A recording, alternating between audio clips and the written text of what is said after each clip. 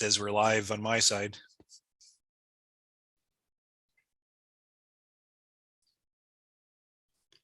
And we're live. So, Ian, thanks for coming on. It's always a pleasure to see your videos and to see a lot of the information you release on Facebook. I'm really excited to actually get to meet you this January because it seems like just watching a lot of your videos over the years and other, you're very active in beekeeping, that I've almost met you before, but I haven't.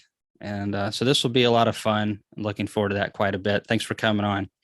Yeah, I'm getting a lot of beekeepers contacting me, looking forward to your Hive Life conference. It's kind of unique. Like I go to a lot of conferences, typically to do with associations and such, and I get people coming up and wanting to meet me. But boy, my emails just flooded every morning. People saying, "I can't wait to see you." And I'm kind of a little bit overwhelmed with that, so I'm not sure. Talk to a lot of beekeepers, but it's on text, it's on email, and it's hard to connect who is who until you actually, face to face. Here I'm face to face with you here, so I'm making a connection with you. But these other guys, I'm going to have trouble sorting them out, I'm afraid. So we'll see how it goes. Well, and that's one of the reasons why we're going to have these this year, Oh, so it'll be a lot easier because it was really difficult last year for me to remember everybody's names, and especially all these families naming their sons, John and Bill and those common names. And when you name your son Kamon, you're going to get some really weird and extreme results you may not care for, but you don't have to worry about getting them confused with anybody else. We're our conference is a little bit odd for sure. I wouldn't say it's odd. You're sure attracting a lot of attention. Yeah, it's I'd say more unique than odd. Yeah, well, unique, odd, that's pretty much the same thing. Beekeepers are odd and they're unique. Yeah, I guess we are odd. That is very true. Yeah. So, but the thing with the conference of this year, for sure, we have so many vendors. Thankfully a lot of good relationships there. We've just connected a lot of people that really, I don't think it's anything special that we've done at all. It's just there are so many like-minded beekeepers out there, and also producers in the industry who really care about beekeeping and beekeepers and honeybees and want to see that positive growth in the industry, and also from the hobby level all the way to the top. And it takes a lot of collaboration. I think that's one of the reasons why people find a lot of value with your YouTube channel and are going to find value with the Hive Life conferences, just for the collaboration and the networking, because there's many things that I feel like where beekeepers are sometimes slow on the uptake, and it's not really any individual's fault. It's just sometimes the networking's slow. And so if we can speed that up a little bit, hopefully address important issues a lot faster, instead of it maybe taking 5 years to catch on, maybe get it to catch on a year or two. And that can be really important, and hopefully see a lot of young people get involved, and the ones that are already really actively into beekeeping, just getting that help. You've talked about that a lot. That's actually one question I have for you is, over the years you've been in beekeeping, from where you started to where you are now, I'm sure you can, trace back people that have kind of reached down and kind of help you out. And I'm just wondering, what are things that you think could be improved, or things that you'd like to see, or things you have seen that you like that can make the industry better? Yeah, I've been in this business for 22 years now, and there's a lot different dynamics going on right now than what was happening when I first got into the business. Like, we have the internet. We're talking here about bees, and I assume I don't see anybody on here yet, but I assume there's people joining the channel here to, partake in this conversation. And it's just everybody's so starved of perspective, just kind of like I was back when I started beekeeping, as I'm trying to figure these things out, and I was having trouble, grabbing some of that knowledge and just information and bringing it back to myself. So what I did is I just, very organically went out and reached out to a mentor, and, hung on to that guy until he dropped me. And then I went and grabbed another guy until he, quit taking my questions, and that's just basically how I went. But here we can jump on the internet and just reach this community instantly. And I think that's one of the reasons why there's so much attention towards your Hive Life conference, is because you're providing that medium, you're providing the content the beekeepers are, hungry for, and not just the commercial guys, but also the smaller guys. Or actually, I think the range of all the beekeepers. I think you have all the topics there covered. You have vendors there to be able to provide some hands-on to the beekeeper showing up. So I think all that counts, and just doing this adds to the conversation. Everybody's just starved for perspective, I guess, and that's maybe one of the reasons why they watch our YouTube channels, because they just want to see what's going on. So yeah, it's too bad. I'm looking forward to coming down. I make a rule when I travel is I don't travel without my wife. And unfortunately she's fallen ill, so she can't make it. So I'm going to make my commitment coming down there, but I'll be coming down by myself. So there's going to be 2 layovers. Hopefully I make the plane. I don't know. I need Sandy to just kind of guide me through to put me in the right direction. Eh? Well, that's story of my life right there. Our wives really don't get they don't really want the attention, but they deserve more attention. I know Laurel does. She won't take it though.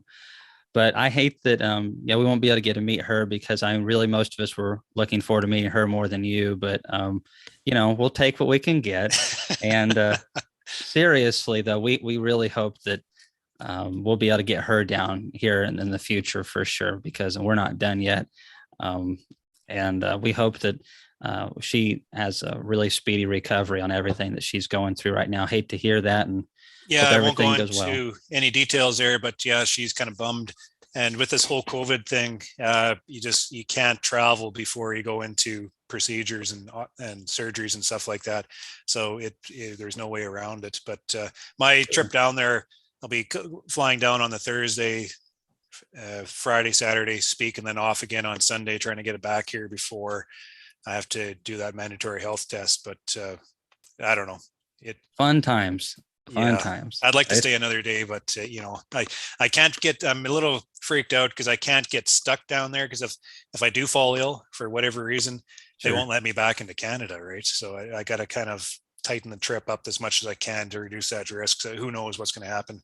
Although certainly, like I said, days down there wouldn't be so bad. hey, thankfully, you're not too old. There's good statistical chance that you'll survive to the next Hive Life conference, and we'll have you down, and definitely Sandy too. And we'll just have to get you down for an extra day or two that time. And so you guys can relax in the Smokies. And we like to eat down here. So if you like to eat, we'll fix you up with a lot of good stuff and all kinds of things. But we totally get it. I just want to say a quick thank you to you, but also to the people that are watching. There's quite a few of them right now who are coming to the conference.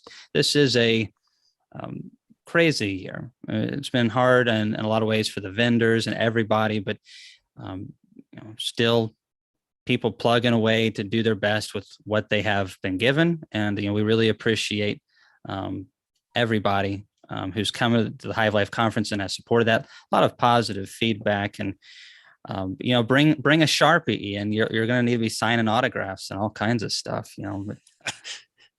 So see, before I got on here, I was just watching the news, and you guys have had some weather down your area. Oh, that's one thing I've kind of got to say real quick is, our hearts and our thoughts and prayers go out to the families in Kentucky and Arkansas and Illinois and some in Tennessee. Just massive tornado devastation down here. It's really, one of my best friends actually just moved from Mayfield, which was the hardest hit area, Kentucky, a week ago. It's you just never know, and things happen quick. This today I had a lot of buckets off of hives where the wind just blew it right on off the hives, and the bees got a little bit of a shower on some of those hives. So thankfully it was probably about 60 degrees Fahrenheit, so pretty warm. Yeah, I was looking at the news. I'm not sure, like, you're close to Nashville there, but it looked like there was a big swath from through interior Tennessee right up into Kentucky. It looked quite severe. So you missed most of that then?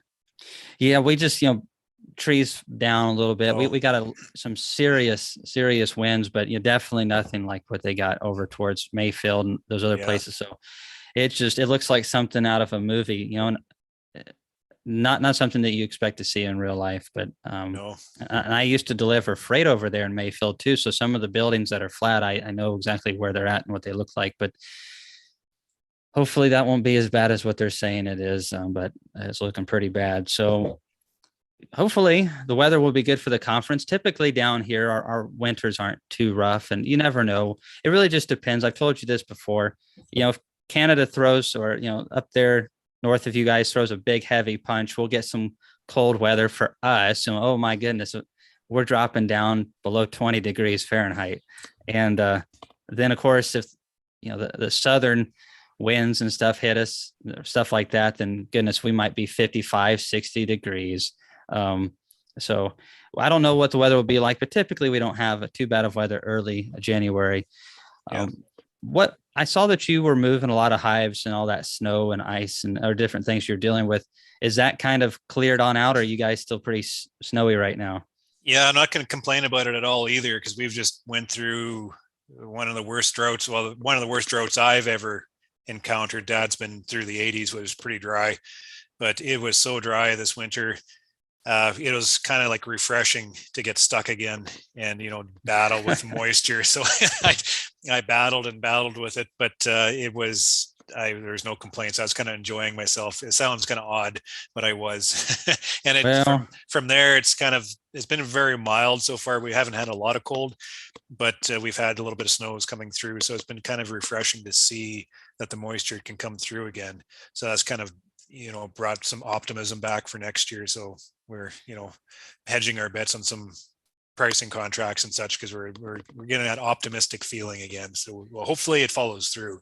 that's one thing I don't know what detail you can go into this, so it's fine. But I actually had someone ask a question. You know, Working with Bee Made and the collaboration up there, and that's kind of one of the things that I feel like is beneficial with the conference and other things that are going on. The collaboration, as one person, you only have so much time in the day. You can't do it all by yourself, and obviously collaborating opens up a lot more possibilities. You working with Bee Mates, a guy was asking me, what's up with that to a degree, and what do you like, or maybe just whatever you're willing to share about Bee Made and how that works with you. Yeah, I've been a member of Beemade my entire beekeeping career.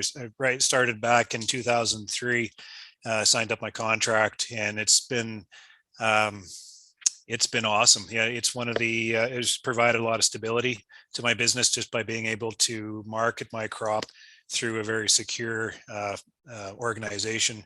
It's Beemade is a unique packer. We're a cooperative, and there's about 325 beekeepers across Western Canada, and we pack roughly 25 to 30 million pounds of honey, Man, 100% Canadian honey. So that's what our selling feature is there, and we sell honey right across Canada. Not as much into the States. You guys have a very competitive market down there, but we sell overseas to everybody else overseas and such. And we're doing quite well. It's the one thing I like about Beemade is it, I pour my life into producing this honey, and I have a lot of pride behind my product. And I like having an organization like Beemade where I can then market my crop and see it sitting on the shelf. And I know that that product that I produce is sitting on that shelf with the integrity that it deserves. There's a lot of beekeepers, and this is just the way it is. You sell commodities, but as soon as you sell that drum of honey, it's out the door. You don't see it, and you don't see what happens with it after that. And I'm sure. afraid sometimes the product might not be treated the way it should be, and not presented the way it should be. But we know through marketing through this organization that they're working for us and they're marketing our product for us, and they provide us with a fair price. It is a cooperative, so we see a merged price throughout the entire year. So we don't see the highs. We also don't see much of the lows also. So it's kind of more of a blended price all the way through the year. So it adds a little bit of security on that aspect. But, it's tough too, though. We're looking at honey prices in Canadian dollars of being over $3 a pound right now. And I'm seeing this as probably a spike. There's a lot of beekeepers being capitalizing on that, and Sure. I don't know if I'm going to be able to achieve that through the cooperative or not. But I just have to realize that we might not see that high, but we're going to get close to it. But we haven't seen those dips that a lot of beekeepers encountered too. So I can't say enough good things about Bee Made. Sure, sure. Well, it sounds like you said, there's a lot of beekeepers involved in it, and so there's a lot more security that way. And it adds a layer of just like another layer to my business where I'm actually directly involved. I'm not on the board, but I'm actually directly involved, like talking to the directors who are selling the product. So I get all the market research, and I get all the happenings of what's going on within the honey world. All those dynamics are coming together. So it just kind of adds another layer to my business. So yeah, that's awesome. Well, yeah, I was always curious about how all that works. I've picked a little bit up here and there from videos of yours, but that's of course seeing, like you said, that product on the shelf as opposed to maybe your honey being taken, shipped to a cereal company who puts honey on the label and it's 0.03%. Actually in there, and it's the first ingredient of sweeteners, probably corn syrup and a few other odds and ends. And it's really bothers me, and like I appreciate that at all. And I don't think I could get used to that. Although we do sell a lot of commodities, like we sell wheat, grain, canolas, sunflowers, cattle, and we do, as soon as it's sold, they're pushed out the door and we don't see the end product there. So I don't have that same connection to those commodities that we produce. But honey, I mean, there's something about honey, the amount of, I don't know what it is, just the awe-inspiring act of producing honey. It's an amazing thing, right? And we treat it like it's gold. My neighbors come over, they want some of it because it's this precious resource, right?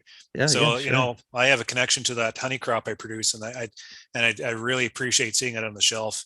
And it's all good things. Well, good. Thanks for clarifying on that for me. That canola honey right there. You ought to think about bringing me. I know the airport's a little tricky, but you bring me a tiny little jar of that stuff. I've heard that some guys say it's absolutely gross, and there's some guys that say it's the best. It's the best honey in the world. I'll bring you down some of this creamed honey, and you won't eat. You won't. You'll actually put it on your shelf and put it in your toast every morning because you'll like it so much. A very mild, smooth tasting honey. You'll just love it.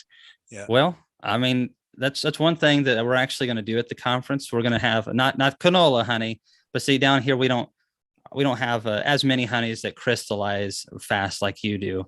There are a few guys I know that work cotton and a few things that heavily crystallize, but that's really not common in my general area. So one of my buddies, a couple of them actually, Byron Ferris, I know he's reached out to you a couple of times, and Barry Brown, they've got this lice and creamer 36 gallon they're bringing to the conference, and nice.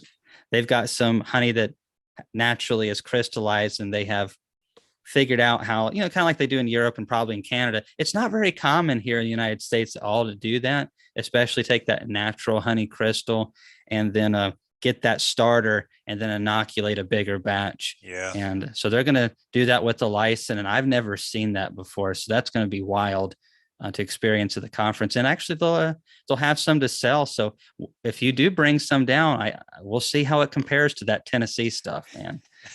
Canola honey gets a bad reputation. I think maybe from some of the old rapeseed varieties, honey maybe was a little more off-putting, but these canola varieties that we're growing now, it's a real mild, sweet tasting honey, and it does harden. Like when we prepare our hives throughout the season, we manage our colonies so that we don't have any of that canola honey within our brood chambers, because it makes terrible winter feed, because it will harden into those granules and the bees simply can't access it. It's really silly. In the winter shed through the last half of March, you'll see them just kicking the stuff out the front door because I can't access it. They need to liquefy it with more moisture. So what we try to do is manage our nests and push it all up into the honey boxes so we can extract it all, hopefully extract it before it hardens. And then because of that, what they do is they naturally put it through this creaming process, where they accelerate the granulation process, and it makes a very fine crystal, very palatable, and it is very sought after. Yeah, I have customers down in Texas. Like, there's a lot of snowbirds in Canada. They've all left already. They go south. So I have a guy down in Yuma right now, and he takes his yard rent because I have bees on his property. And he takes 2 boxes down there and gives it to all his neighbors because they won't eat that Texan honey anymore. Oh, yeah. Well, It's a cactus. I'm not sure what it is. It's very strong honey, but oh, yeah. Well, some honeys are pretty rough, and I've been fortunate. I've got, I don't know, 25 or so types of honey on this shelf over here that people have sent me over the years. And it's been really fascinating tasting a lot of varieties. And um, honey truly is an amazing product. And like you said, I think what the bees do already is pretty incredible. The diversity in honey is even more astounding to me than getting to see the finished product being enjoyed by somebody and being respected as for what it is, instead of just, I get, I would be concerned, if I was selling a bunch of drums that, it's probably going to be blended with some foreign honey or rice syrup or something like that. And it ends up being in Kentucky Fried Chicken honey mustard. And by the time it actually gets on somebody's tongue, there's really no honey to speak of left. And it just kind of takes the heart and soul out of it. So what's on your agenda for 2022? I know you've kind of got things dialed in, but there's always room for improvement, whether it's on with the bees or something else. You kind of got a few things going on. Well, you mean operational wise, or how so? Well, operational wise, as far as efficiency, or maybe something that you're trying to learn more about, experiment with, just always getting better at stuff. Yeah. Well, for one thing, I'm going to be investing money to upgrade my boxes. Some of those are old looking, Ian. Yeah. The old beekeeper that used to be in the area here, fantastic beekeeper, in the business for over 100 years. And his boxes were always just a little bit rough, because probably when I started paying attention is near the end of his career. He took it over from his father, but the equipment was a little bit rougher, but just fantastic bees in these boxes. The box is falling apart, but just boiling full of bees and stacked as high as you can see, full of honey boxes. And I guess that just left an impression on me that, bad box is good bees. So, I see, I see There's something to it though. Yeah. I don't, ship on semis or anything like that. So I don't really need a real secure box to make sure it makes transport. So I get away with it. But, I walk in a yard and I see an old box stacked up, leaning over, full of honey. I'm thinking, yeah, that looks natural. And I see another box here that's brand new the same way. And it's just like, it doesn't feel right. So old boxes, it's hard to leave them sometimes. I built some of these boxes 22 years ago. I timbered the tree. I cut the planes. I Really? actually took it to the neighbor. He cut it in boards. I air dried them. Not long enough, mind you, but I did that. And I planed them and I cut them and I built them. I painted them and I put bees into them. So it's hard to get rid of boxes like that. Start your business on them. True. Well, what I've found is whenever I'm needing to cycle out some of the equipment, because I've gotten away from building my own. We used to build everything, and I remember, of course, when you're young, you know everything. And some people would argue that I'm still young, and they're half right. I have a little bit more experience now, but when you're 18, you're 20 years old, 21, you know almost everything there is to know about the world. At least I think that I did at that time. And I remember thinking, why in the world would I ever pay so much money to buy a pre-assembled box or a pre-assembled frame? And of course, at the time it made no sense to me. But when I was still living with my parents at 18. So, I had some time. I wasn't married. I didn't have kids. I had some extra time. So I thought, and of course now I'm just like, how in the world do we have the time to build all those things? But what I found here this year and last year, where I'm cycling a lot of those old boxes out from my early 20s, is that it seems like every time I get to a box that one's got to go. It's just termites holding hands, and it's got the best looking hive in the yard in it. It seems like, it's like, doggone it, I'm gonna have to yank everything out of here. Of course, the brand new box, and it just seems like it happens that way. It's not always the case, but yeah, my hired guys, they just hate the old boxes because, like I was saying, the the wood wasn't dried long enough, so it shrunk. So these undersized boxes, they're just kind of really annoying to work. You work in new boxes like boom, boom, boom, boom, you're through. But these old ones, you're prying and you're kind of, the sides are too close, and it's just. And I tell them to cycle back in because we need the boxes, and they kind of curse under their breath. Yeah, putting the boxes back into production instead of calling them out. So eventually they'll get all through. But you're right. I'm not building boxes anymore. I'm buying the dipped assembled, and I can't. Well, we're busy here too, but you can't build a box for what you can buy it for. It's common sense. It's just. But other things going on the farm, I guess that easy loader of mine. I got to redo the guts in it because that motor. Well, I do a lot of work with it. It's my workhorse. So the motor was causing me trouble these last couple of years, and finally my guy in the shop there said, you're going to have to switch motors out because it's on its last leg. So I'm going to be retrofitting something else in there just to, I don't know, make it work. So I have to put some time into that. You gotta have that thing ready to go when the season starts. You got to have that machine going. It's the backbone of what you do, it seems like. I focused everything around that machine. I don't do any skid steer work in the yards. Everything is with that. So when that goes down, although I have a backup, so if it does go down, I have something to fall back onto, which helps keep us going. So that helps quite a bit too. Yeah, I'm looking forward to seeing the easy loaders at our conference. I was really tickled when they reached out to me and said that they'd like to bring it and show it off, because that's a big piece of equipment. And one of the things that we really want to change, I remember when I had 5 hives my first year and was trying to build up, and there wasn't a lot of access to good feeds, cheap feeds, and some of them just weren't accessible for me, and certain things just weren't there. And also we didn't have YouTube and a lot of other things. So there's a lot of things that you just look at from a distance, or maybe you don't even hear of because it's just so far away. Where now I feel like with YouTube and hopefully with this conference, people, especially at the conference, will get to see 5 or 6 types of extractors. We're talking with Cowan. We're talking with some of the bigger companies as well. It looks like we very well could have them next year. And, so we really want to be able to cater to the big guys too, but especially for the little guys who can't buy in bulk and get the savings on boxes. Maybe we can help them save on shipping. I think that's one of the biggest things we have going for us. It's just the fact that, I was never able to get deals like what we're going to have at this conference. And I know I would have appreciated that. And we definitely want to encourage the young beekeeper to stay in it. So we've got to do that with education. We have to do that with opportunity. We have to also have a culture of excitement. It can't be one of those boring old meetings. Okay. So no offense. I'm not saying that we've got it all figured out, because we don't. But one of the reasons we started doing this is because my experience conferencing it's just so boring.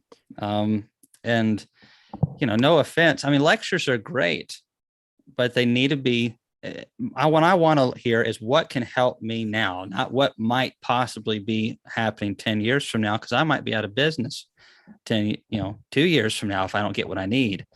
I think that's why you're getting a bit of traction, because the association meetings, I'm the chair of the Manitoba Beekeepers Association. So we're putting on conferences every year, and our focus is on study and issue and progression and all this kind of stuff. And it's some of it's pretty heavy weighted, and it's all industry type stuff. And in a lot of ways, I feel that we forget about the beekeeping aspect of what these conferences are all about. But the reason for these conferences are to bring the issues and the studies and all the solutions to the beekeepers.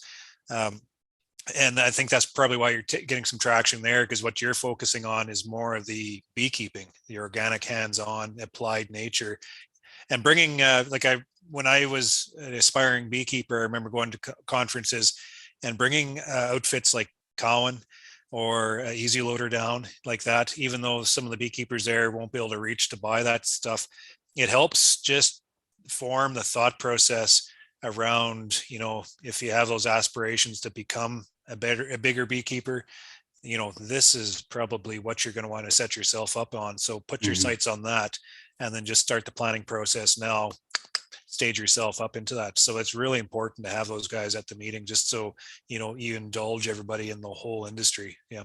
So Well, that's where it's a lot of fun. The energy and that initiative that the young beekeepers have, and building this business from scratch, right? That's one of the few things in agriculture uh, where we can actually build a business in agriculture now without a huge capital demand. We can buy a box of bees and just continually build it into a business. Where the rest of agriculture, you got to put down millions of dollars of capital investment. Is impossible for new guys to get into the business, right? So we're oh tapping yeah. a very unique spirit in this beekeeping industry, which is quite exciting. I love it. Well, it's kind of what are teaching on YouTube as well. Like you talked about the cow and an easy loader, people seeing that, maybe looking at that, even if they don't get to that point where they need those pieces of equipment, seeing your videos, seeing those things, and oh, okay, I need to think with a mindset of what can help me make me more efficient, what can save my back, what can make the job easier, Yeah. because I mean, that's really the name of the game of where we're at. That's what I've struggled with for several years. I'm getting there and tweaking things around, but getting to see beekeepers. And that's why, we're having you down. That's why we're having guys like Bob and Rick Sutton and several of these other guys, is because, well, you guys are good at what you do. And that's who we need to learn from. I mean, one of the things I struggled with early on was just finding good sources to learn from.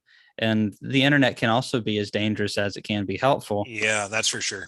And so I had a commercial guy recently reach out. I was talking to him about the anti-dumping and stuff like that. And I mentioned doing something like this with him long term. He's like, no, I don't really like YouTube. There's just a bunch of garbage on YouTube.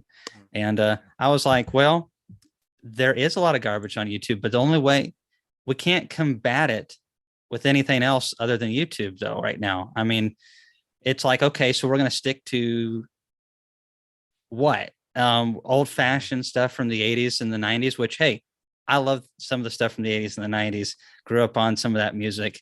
Not that I was that around much in the 80s, but my dad made me listen to it. So it wasn't a choice.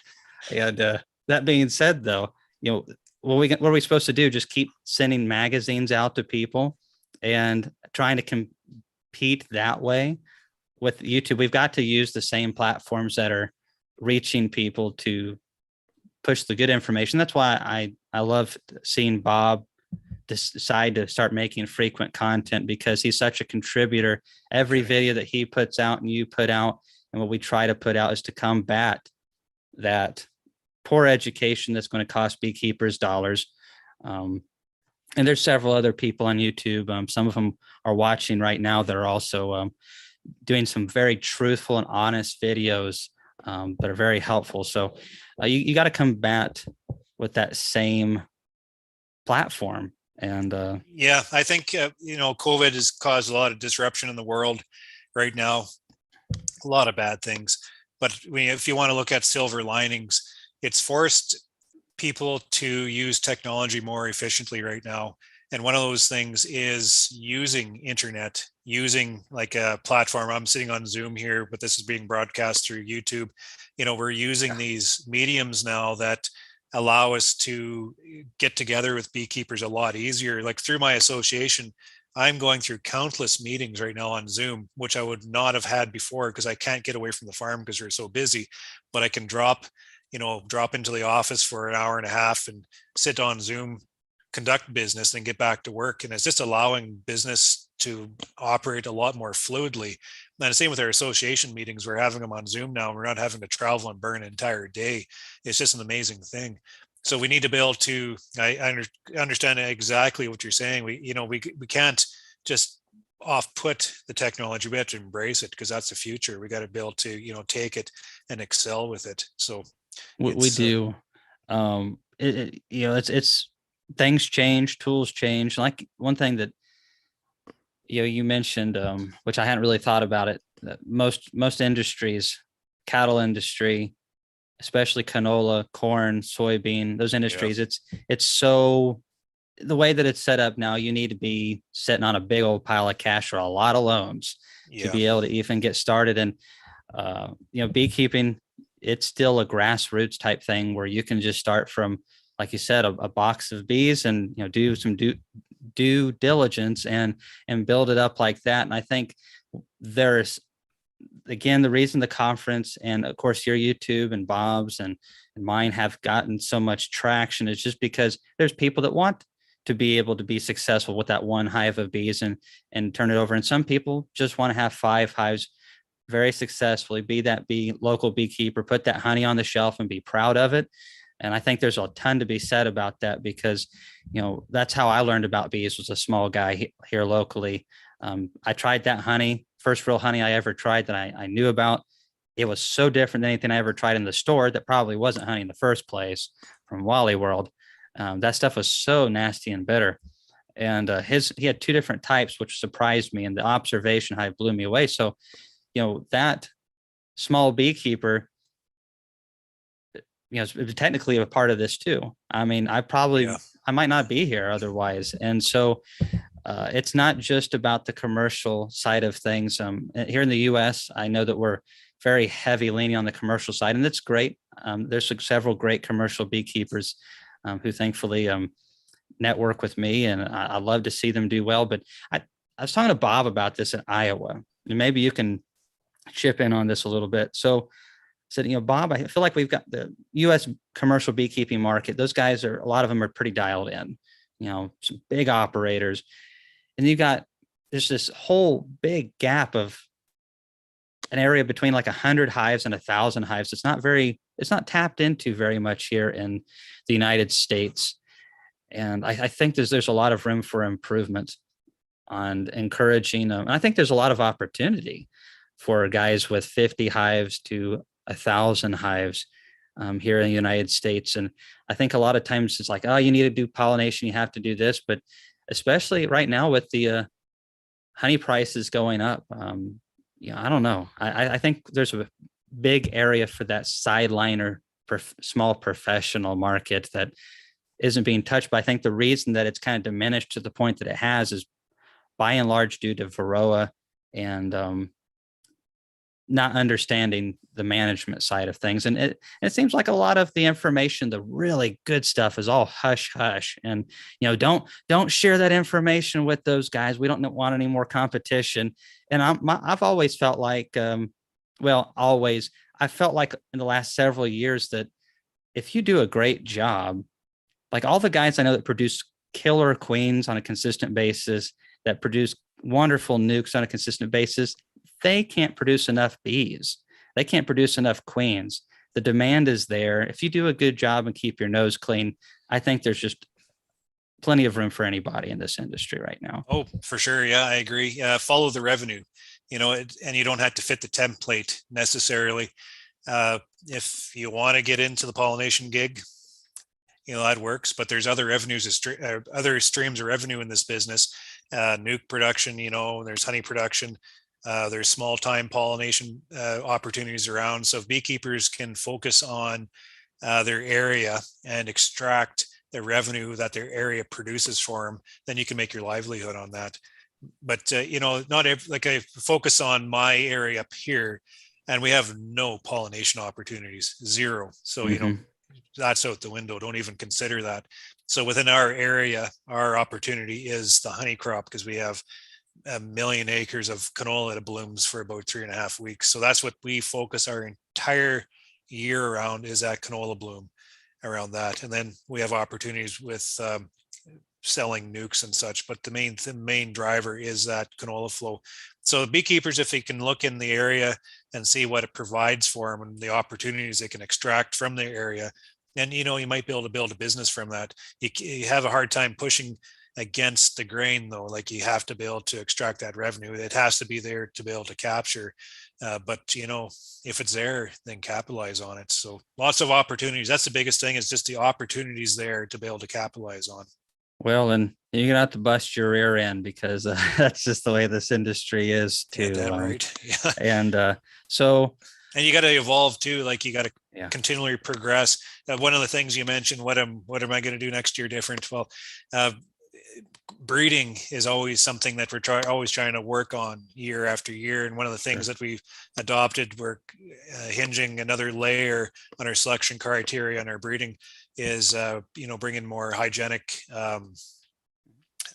testing in to raise more of a hygienic type bee. So we're going to be incorporating more of that selection criteria into our breeders. It's going to be kind That's of awesome. interesting to see how that progresses. Like I just started with the hygienic testing last year, and I originally started my stock as I was starting my queen rearing, and I come from Kona, come from Oliveras, and those two outfits, I mean, they're top notch with the queens they produce. They have very high level hygienic behavior and all that kind of stuff. So I started with good stock, and then when I went to start testing for it last year, out of the 15 colonies, I selected the top 5, but probably 50% of those colonies that were in the testing yard, they were around 65% hygienic behavior. So Wow. that's pretty good, so I'm starting with a pretty good hygienic stock now. I selected the top 5, which range from 75 to almost near perfect. And it'd be interesting to see how, now that I've included that layer into the whole program, how it kind of works its way through my stock, and if it will, uh, make my stock more hygienic. And the other thing, I talked to a guy, Corey Stevens, who's very involved Hmm. with that VHS breeding, and he says, there's always trade-offs. So you bring something in, there's always a trade-off. It's not it's not a negative, it's not a positive, but it's a trade-off. So he says you're going to bring that into your operation. What's that trade-off that you're going to be losing? So I'm just kind of aware of that. Like, what am I doing by incorporating this into my stock? Am I going to lose something, or am I going to gain something really good? So I'm just always watching. I'm a man of continual assessment. So that's kind of my whole theme of how I keep my bees, just continually assessing my stock, continually assessing what I'm doing. And there's just the outcomes. Am I achieving what I am, geared to achieve? Or, am I falling backwards? And it's very important as we go, if we do start falling backwards, that we can adjust quickly to make it work. Yeah. Yeah. Well, that's awesome. And real quick before we get to our special guest, um, we well, you're our special guest too, Ian. No, but you have a special guest on. That's right. Well, uh, our extra special guest. How's Extra that? special guest. Yeah. So, but get to the hygienic thing real quick because this is important. One of the things that has been the most frustrating because really wanted I really wanted early on to focus on the hygienic and having more resistant bees, but I feel like it still is this way.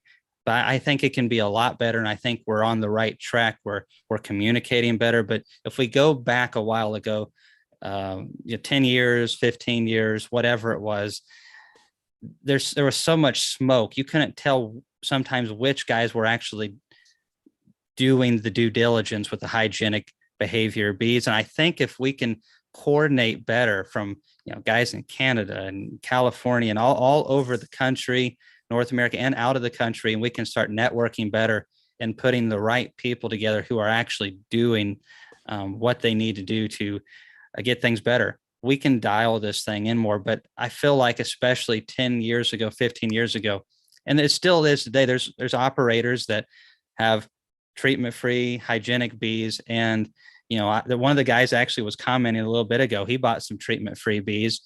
He treated them with oxalic acid. They were packages, treatment-free packages. Got 3 hives, showed me the sticky boards underneath after the oxalic acid, and oh man, there must have been 3 or 4,000 mites. They definitely hadn't been treated, that's for sure. Yeah.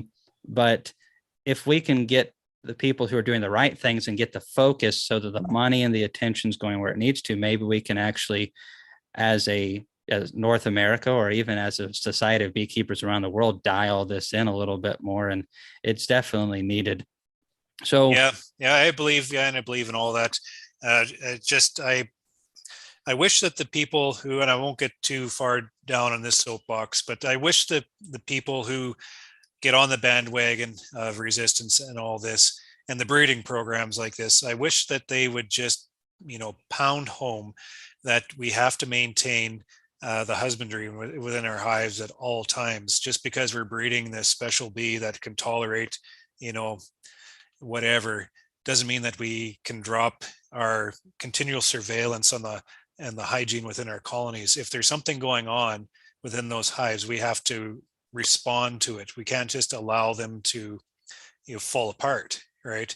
And we have to make sure that we're moving in the right direction, but we don't allow ourselves to cause a whole ball of problems in the process, right?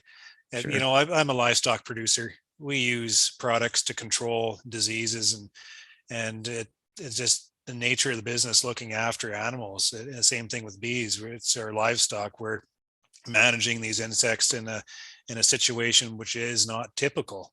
So we have to be able to manage them to be able to allow them to, perform ultimately, right? So we just have to make sure we don't get too carried away with the whole narrative of the resistance and breeding and all this, but we have to bring that into the equation, into the conversation, but at the same time focus on what we need to do and what we need to achieve from these bees. Yeah.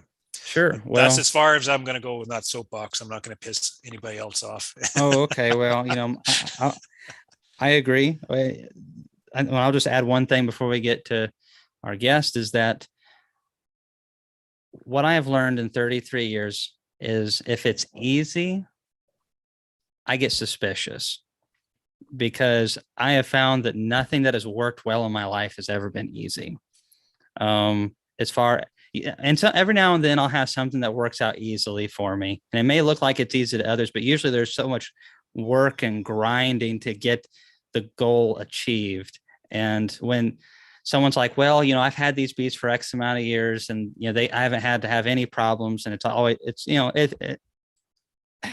if it sounds real easy and laid back, I get real suspicious because I can't relate to that. My life has never been like that. If I lay back and let things just happen, that's when my rear end gets kicked to the curb. And I don't get run over by the bus because I fit between the tires, but Bees can be very humbling. I agree with that. Yeah. Yeah. Whenever a beekeeper gets pretty bold and has a few good years and starts growing their operation to where they may be a little bit out of their control, like let's say for me, my comfort zone is at 1,200, 1,500 hives. When I get up to 1,700, 1,900 hives, I'm starting not doing my work again, getting all the work done. And those bees tell me exactly what size I am because they'll snap me right back to at 1,200 hives. They do. They really humble do. you. It's a very humbling nature about it. All right, let's get to our guest. And Natalie, are you there? Or did you leave us alone? Okay. Good evening. Hello. Wow. So we've got Natalie in Missouri. We've got Ian up in Miami, not the pleasant one, and Miami, Canada, for those who don't know. And then, of course, I'm here in Tennessee. So, Natalie, you've been hearing Ian and I yammer on. If you got something useful to say. No, I don't normally, but I do have questions. Okay, awesome. First thing I got to ask you, Natalie, you're in Missouri, right? Yes. Yeah. What part of Missouri? In the bottom half or the top half? We're in Northwest Missouri. Northwest. Okay. What kind of area what is it? Is there lots of crops, or what's the terrain, what's the landscape like in that area? Yeah, I don't know how to answer that. Do you have a lot of agriculture around? Yeah, there's a good amount of pretty much everything up here, but yeah, I don't know. That's got like well, you've been like to my place, Natalie. You know how we're real hilly and all that. We've got like cows. Do you guys have like are you guys pretty hilly there too? Lots of trees. Yeah. That's kind of what I was thinking. You're north of us a little ways, but so a lot of Missouri's kind of hill country, trees. Is there lots of pasture in that area then? Yeah, a good amount. Yeah. Good. Okay. So it'd be a good area to keep bees then, from what I gather. Yeah. Oh yeah. Let's yeah. I got some of their honey right here. Oh, nice. Yeah, that's the best honey right there. They're the best honey. It's canola's like second, maybe third, but still, I mean, out of all the honeys in the world, Ian, you can third place is nothing to be ashamed about. Well, Bob Beanie told me one time, we had him speak at one of our little regional meetings up here on Zoom, and he said his honey is the best honey. So, we'll have to figure this one out, I think. Natalie's kind of not fitting the whole narrative we've got going here. Ian and I smile. We got this nice gap right here. Yeah, Natalie, your teeth are too good. You're going to have to. Okay, Natalie, go ahead and get to your questions. I'm not going to say anything else. Okay, this question's for Ian. What was it like your first time speaking? Did you memorize or did you use flashcards? Maybe a PowerPoint? Oh boy. And if there's like maybe anything you would have done differently from your first time, maybe? Yeah, I'm not a good speaker. I'm actually terrified standing in front of an audience. I'm the beekeeper in the crowd that sits in the back corner and doesn't really involve himself with the conversation within the when you're sitting in meetings and such. So what I'm doing here, I'm completely out of my element. It is something else, but it's something that I've always wanted to do because I have a little bit of activism spirit in me. I like to champion agriculture, and I want to contribute to the conversation, and I want to get involved. Just I was never able to until I forced myself to start speaking. And by doing that, I just forced myself to keep speaking and improve myself. And just by doing that, I've been able to put myself out in front of everybody and then start, achieving some of those things I've always wanted to do, like getting involved within the industry, being involved with the association, reaching out to beekeepers. This has been something else. But to your question on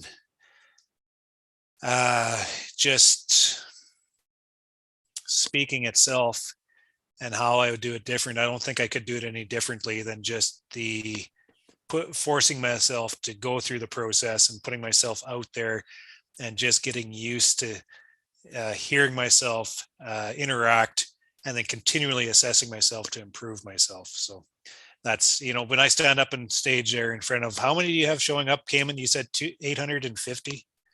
Yeah, well, with all the vendors and staff and speakers, so it's probably around like 900-ish. Ooh, yeah. So when I'm up there, I'll be behind the podium. I try not to hide behind the podium. I'm in Toastmasters and they say not to hide behind something like that. But I don't know. If I don't hide behind the podium, my knees are going to be shaking like this. I don't know. I don't know if so the only thing I can say is I just put myself through the process. I prepare. But I find that when you prepare, you got to focus on what you're doing best. And for me, it's on the spot, cold open. Like I know my stuff. It's just to present this stuff, I can't overly prepare for it. If I've done presentations before where I put everything on notes, and I'm trying to read my script and I'm doing the PowerPoint and stuff, but I'm in front of everybody and get so nervous and worked up, I lose my sight. Like my vision goes blurry, so then I can't read what I have there, and then I just completely fall on my face because I can't actually present. So what I do is I hinge on the PowerPoint, and I have a lot of pictures because of my blog and my YouTube channel. So I have all these pictures that I use at my disposal, put them up there. I just put little cues on those pictures on what to talk about, and I know my stuff, so I just see the cues and I just ramble on and on and on and put myself through it. And I don't over prepare because if I try to script myself going through, I'll completely fail. But I just kind of give myself a theme all the way through, beginning, middle, and structure it properly. And with Toastmasters and that, you kind of learn how to present and all these little tricks and interact with the crowd and all this stuff. So it just all comes together nicely sometimes.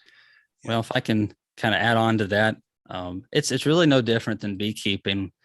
You can read the books, you can watch Natalie's YouTube videos, you can do all the things that you can do to try to get there, but you actually physically have to get out and work the bees to get that experience. And that's the same way it is with speaking. To a certain extent, you can prepare, you can, you can watch videos, and stuff like Toastmasters and YouTube and stuff can help, but experience is really the best teacher. And not everybody speaks the same. When Bob and I were at Iowa, we do not speak the same, but that actually makes it a lot more fun. Because if all the speakers were like me, the building would probably explode. And, Bob Due and to I's your bad jokes and the laughter. people would just walk out. It's what happened. Yeah. And but yeah, Bob's personality and mine are the humor is very different. It complements, and so yeah, you got to dial it in for yourself. There was a guy on here that had a question. I want to say thanks to Steve Chubb.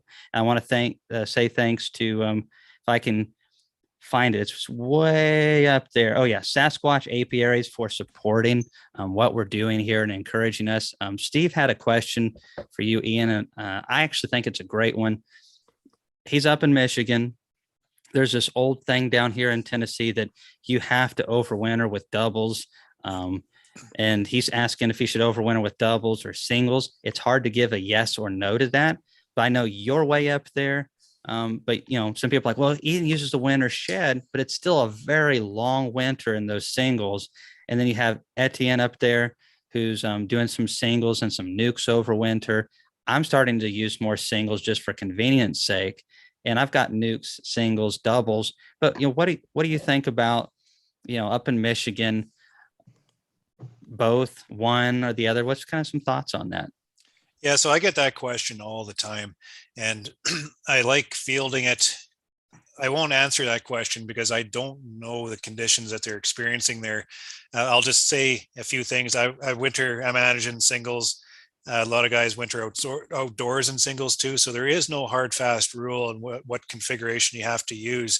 But what you need to do as a beekeeper is determine what your objectives are. Like, what exactly are you trying to do? And when you figure that out, then put your whole management plan around that. So that if that fits working in a single box, then, move towards that strategy to manage your bees, because you're actually trying to achieve something by managing them in that single box. If makes more sense because of other certain circumstances where you need 2 boxes, well, then do that. Right. So you got to make sure when you're managing your hives and you're seeing a guy like me up in Canada here managing a certain way, that you just don't mimic what I'm doing. You got to look at what I'm doing and how I'm using the behavior of my bees to do certain things, and then kind of put that towards the understanding yourself of how these bees operate, and then take that understanding back into your apiary and say, what do I need to achieve? And so I have these certain things I need to achieve. Then put your package together to be able to achieve that. If it makes more sense to move into a single box management, then do that. But if it doesn't, then why are you going into a single box? So that's the first question he's got to ask himself is why would you go into a single box? What are you actually trying to achieve? So up in Canada here, like I was talking about earlier, we have canola, and we don't want that canola honey within our brood chambers because the bees winter very poorly on it. So one way to do that is to push all the honey up in the top box by managing a smaller brood chamber through the summer to make sure we don't have that winter nest full of canola honey. So there's one thing there. We're trying to target our varroa mite. And I would say one of probably the number one reason why beekeepers use single box management is because of the varroa mite. The treatments are just much more effective and a lot cheaper because you're not having to use as much medication at the same time. A lot of guys wintering outdoors up here, that's the reason why they're wintering in singles, is because they're targeting the bloody varroa mite, and it's a much more effective treatment in a smaller space like that. Sure. So we have the varroa mite that we're trying to treat. The other thing is managing conditions. I manage indoors, so it makes a lot of sense for me to confine my bees down to a single box, move them inside a shed because I don't take up as much real estate, right? So it makes a lot more sense that way.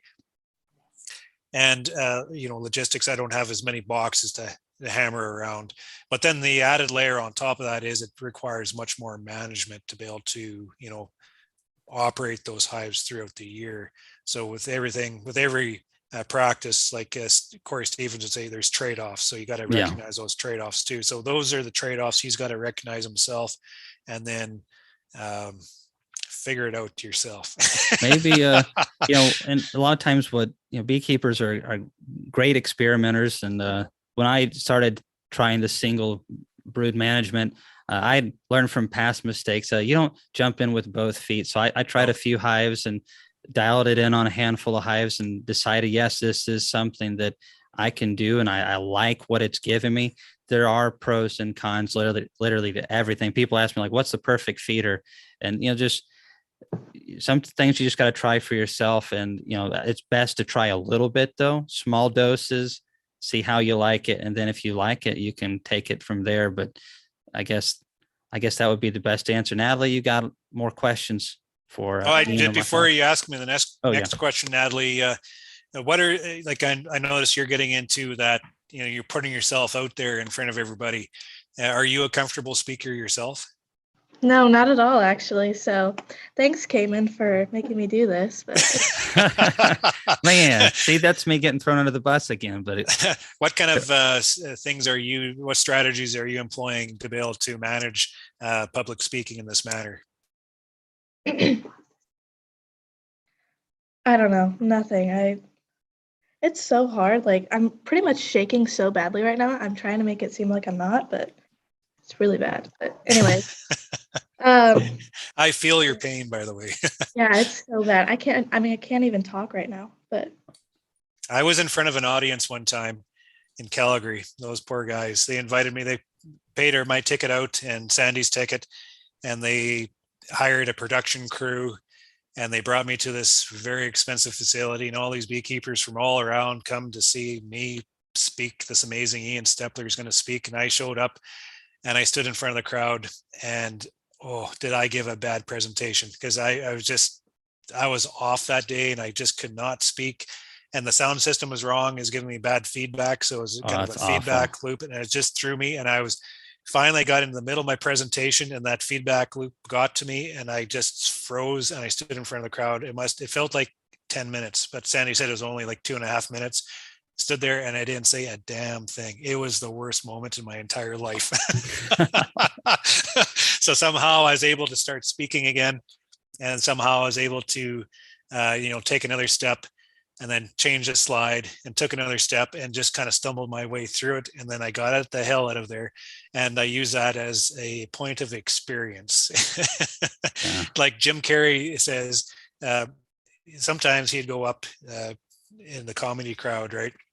He'd go up, he said, you'd never know how successful you are until you know how poorly you can actually do something. So he'd purposely go up and just completely bomb, just to feel that negative energy, to know what it felt like. So then the next time when he did succeed, he appreciated that, and he just built off all the good vibes on that. So that's kind of how I take these experiences. I take the negative ones like this, and I learn from it, and I use it. I kind of embrace it, kind of like my beehives. The losses, I don't dwell on the losses. I embrace my losses.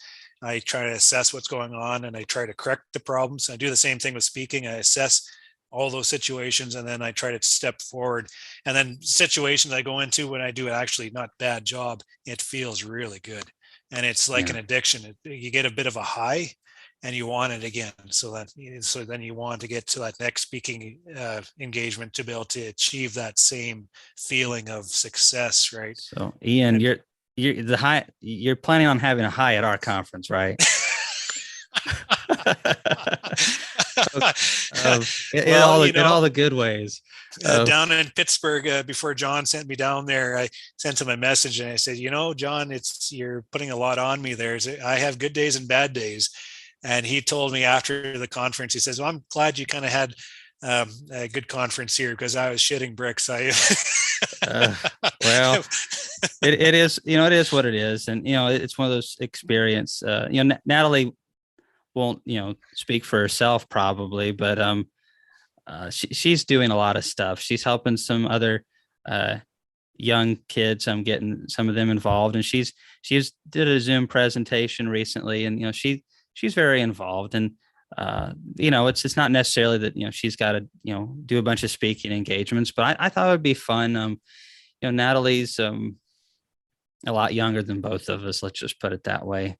And so, we need this next generation, though. It's important. I feel like, and that's like for 2023, one of our goals is to have 50 sponsorships for college age down to, about 12 years old.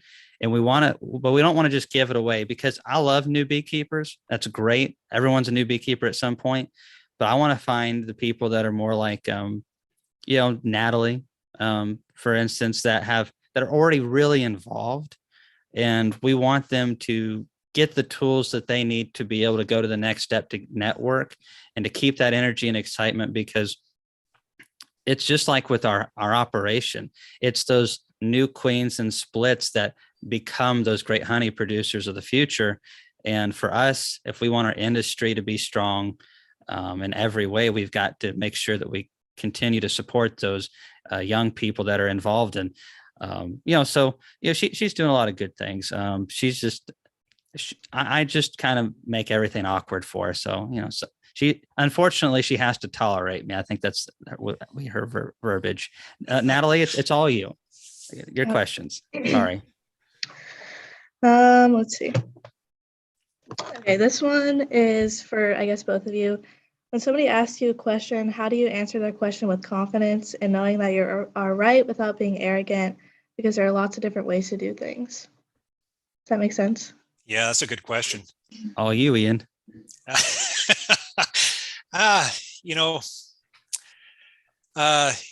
Boy, that's a really good question. One of the things in Toastmasters we practice is on the spot questions like that, and just how to handle situations in that manner. And this is one of those moments where you're putting me on the spot where I have to, think over time to answer this question.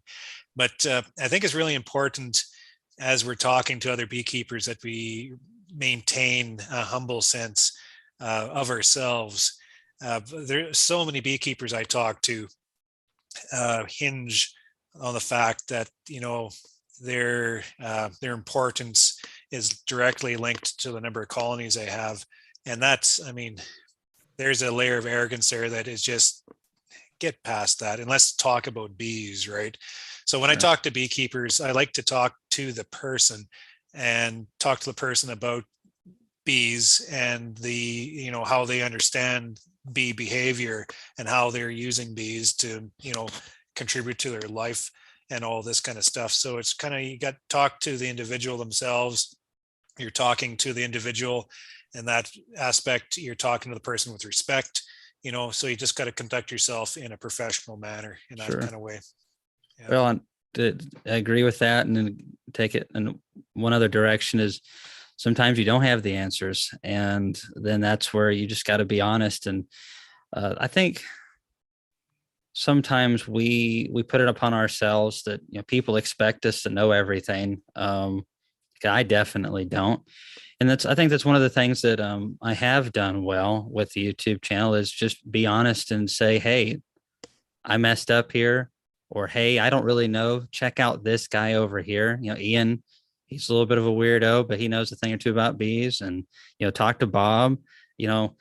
Being honest about sometimes just saying, I don't know, and also the humble attitude is important. And we've all really messed up with bees at some point. Nobody has a perfect track record with bees and hasn't lost their shirt multiple times. So just that humble attitude. And I guess it really comes down a lot to caring.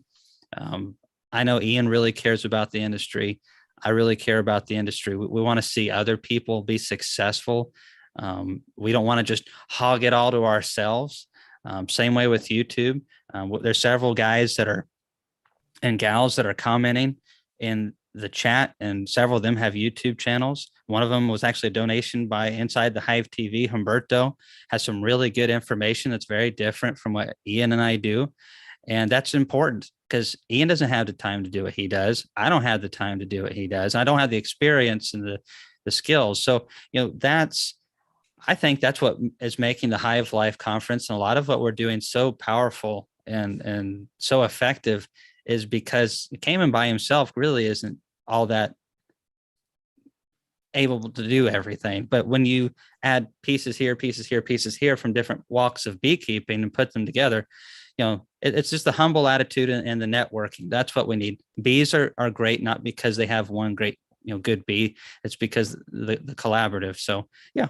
Does that answer your question? And, being arrogance for tall guys, just saying, young guys, small guys like me, we don't struggle with those things. All right. Another question I have is, why and when do you use dry pollen substitute? Yes, so I'm a believer in supplementing my bees and I'm very specific with the way I feed my bees.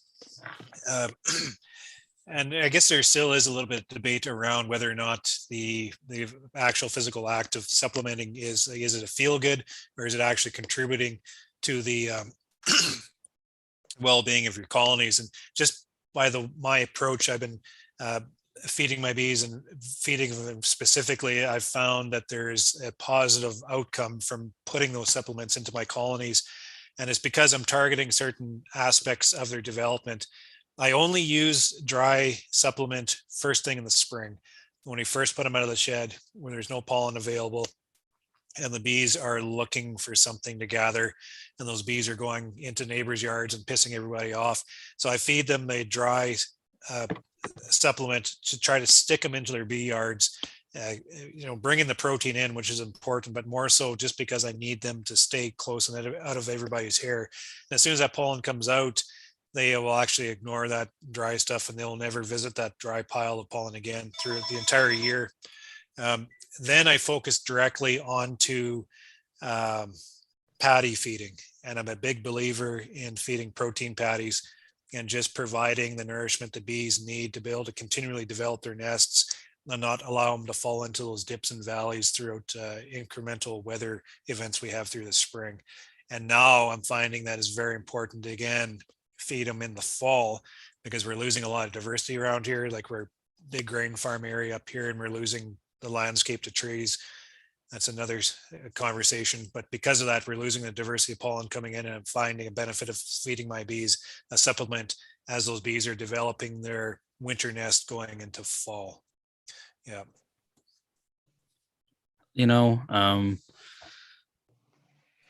I have tinkered around quite a bit with dry sub and pollen, not near to the extent pollen patties, not near the extent Ian does. And we have totally different feeding times of the year and requirements, because typically, if it's a pretty normal year, by the first or second week of June, our nectar flow is done. I mean, we are done. And unless it's a very rare fall flow, we're not going to be packing anything in the supers. Maybe 1 out of 5 years, if we're lucky, that we'll get some surplus fall honey as far as we could actually extract it. I don't ever worry about that, because I feel like even what we do get isn't worth the hassle. And we usually spend our time splitting bees so that the colonies aren't quite strong enough to go after those big fall crops whenever they do arise. And I have not found forcing, even I've talked about this in the past, trying to force supplement on the bees when they're not really willing to take it just ends up costing time and money. And it might do more harm than it does good, for all I know. It's definitely not helping my pocketbook out. But I remember experimenting probably about 4 years ago with feeding bees right after the solstice in December, and throw those patties on. They were good looking clusters, and they'd pick around at it, lots of debris from the pollen patty on the bottom board, and they'd eat some, but it never seemed like it turned into brood.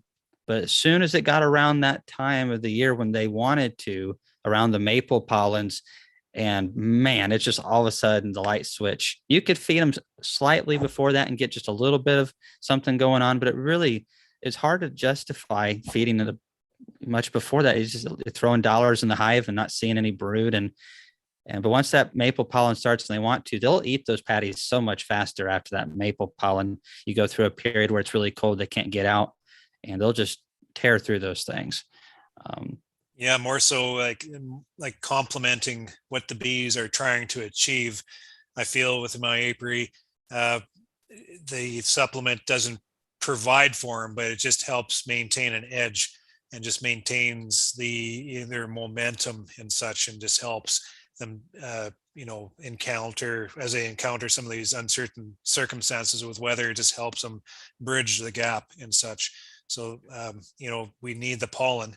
We can't do anything, the hives won't do anything with the pollen, so that's the main focus. The supplements come in on top of that or after that, just to help supplement. That's exactly what it is. It's just supplementing the pollen to help just bring a better overall nutrition to the bees. Yeah. So Russell Koopman said, Kamon, you have a much longer pollen season than Ian. And I probably do, but it's not as much as what most people think. There is so many variables with flows, and it's amazing. I've got a buddy who's going to be at the conference. He's down in the Memphis area on the Delta. They have totally different floral sources down there along the Mississippi. He produces honey in times of the year where my bees are just looking at each other like, where's the food, and our pollen starts to slack off in a major way towards the end of May. A lot of people like it's green out there. There's flowers over there. Well, a lot of those flowers the bees don't do anything with, and it doesn't matter if it's green. And we get tons of rain, so the plants are getting what they need. There's just not food there. It's kind of like canola. If you took the canola away from Ian, you guys would have some stuff still, but that's your bread and butter right there. Yeah. And so for us, we have a serious pollen dearth from typically by mid-June. It's dearth time. It's robbing like crazy. Hives that have plenty of bee bread from spring are doing fantastic. But if you make any splits and you don't give them any bee bread after that point, they're not doing anything special. It doesn't matter if they have no mites and a great queen. They don't have enough protein in the hive, and they're not going to get any protein until late August. And if it's like this year, where you get some rain for a whole week on the main part of the flow, and then it cools down and drops where your highs are in the upper 50s, you don't produce good nectar at 58 degrees. And so there's just a lot of variables with things. So you would think that our bees would technically be easier to keep during summer than Ian's, and we have a lot more flows, but we just have a different set of problems. Really, summer is the hardest thing for our bees. Winter, what winter? I grew up in Indiana. We don't have winters down here. Of course, compared to Ian, Indiana doesn't have much of a winter. So, anyways, it's just that's why the YouTube videos are to give a general bit of content, but that's where you really have to dial it in to your location, and there's no easy button for that. That's a collaboration helps, and hopefully you'll get it dialed in. The next guy near you can learn something from that. Got another question, Natalie? Yeah, but I'm running out. Okay, first, I don't know if I'm pronouncing this right. Is it Nosema? How do you say it? Yeah. Okay. I'll talk about that. So first, what exactly does it do to the bees?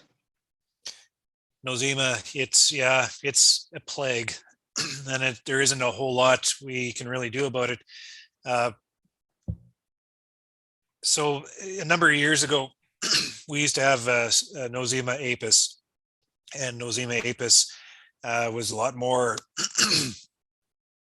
upfront, it was a lot more evident. Excuse me, I got to clear my throat. One thing I want to say just real quick, thanks to Nature's Image Farm for your donation, and looking forward to seeing your booth at our conference. And also, I think it says Bree, says, I hope everyone is okay in the tornado that killed over 100 people last night in Kentucky. That's awful. I knew they said it might have been that high. It dissipated about 30 miles from me. Remember, we are mortal, and we are. And that's why we've got to help the next generation. We hope Ian lives to be 100. Sandy might not, but we hope he does. And but you never know. And that's what's so special about. I'll let you get back to Nosema in a second. But that's what I love with Bob's videos. I hope Bob lives to be 110 years old. I love Bob, such a good guy. But through these videos on YouTube, even after he's gone, there will still be people learning from Bob. And that's where technology really shines right there. Back to Nosema. Yeah, you're talking about living to 100 years old. That's what Nosema does, is it zaps the bee's lifespan, pretty much shortens the bees, and it provides a severely infected colony of Nosema. It will kind of interrupt the whole age structure within the nests, because the older foragers are dying off. So the progression of bees throughout the entire colony itself gets put on its head. And before you know it, you have this huge unorganized problem within your hive, not able to take care of all their conditions. before I started coughing there, like we used to have Nosema apis, and Nosema apis was a lot more evident. It almost seemed like the bees would show their sign as, defecating on the fronts and in the winter sheds. You see a lot of messy hives and such. But we've had another species move in, which is Nosema serrana, and it's more invisible. It doesn't show the same type of symptoms as Nosema apis has, nor has it reacted to the treatments that we have the same way, and it doesn't shed from the bees as easy as apis used to too. So it's kind of this whole new different thing that's moved in, and because it's invisible, beekeepers don't see it, and because we don't see it, we don't really correlate some of the losses or the poor performance within our hives to the Nosema, especially if they aren't testing their hives to see if they have an infection or not. So it is quite the problem. I've had situations within my apiary where I've had spore counts up to 75 million counts, and that's pretty heavy when you think of the threshold, the so-called threshold they tell us, where it's 1 million spore counts. You get that high and you start confining bees in the shed for a prolonged period of time with that gut infection, and it just makes it really difficult to get the bees through winter, and not only through winter, but then cycle through spring to develop that springtime nest out, because you need them firing on all cylinders when you get them out of the shed.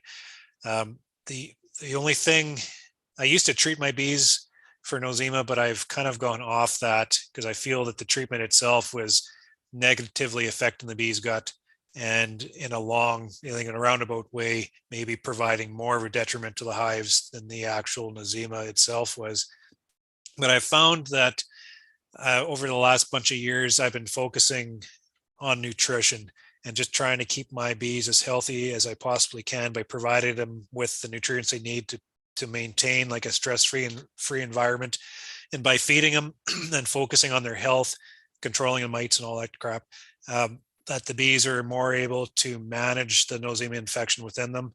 And I've found over the years where I've had that 25 million spore count, 75 million, all over the map of Nosema infection, as I focus more on nutrition and maintaining a stress-free environment for my bees, my Nosema counts have been going straight down. And actually, my bees went into winter here with 0. They could not find a Nosema spore in my bees this year.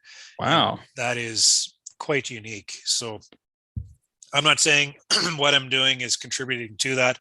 It's just I seem to be on the right side of it now, so that's good. So, Ian, Natalie's 13 years old. She's already grafted queens and doing a lot of this stuff. And I wasn't grafting queens till much later. What were you doing when you were 13, Ian? I didn't even know what bees were. I hardly knew what they were either. Well, I knew of bees and bumblebees, and I knew the beekeepers in the area, but we had a swarm land on our pasture fence, and I didn't know what the hell that was. I walked up to it and looked, ooh, this is weird. So I got a little bit closer to the swarm on that post, and like, oh shit, those are bees, and I got the hell out of there. But at 13, I was geared to be a farmer. I was in the fields on the tractors helping Dad. Yeah. Well, that's the way it starts, though.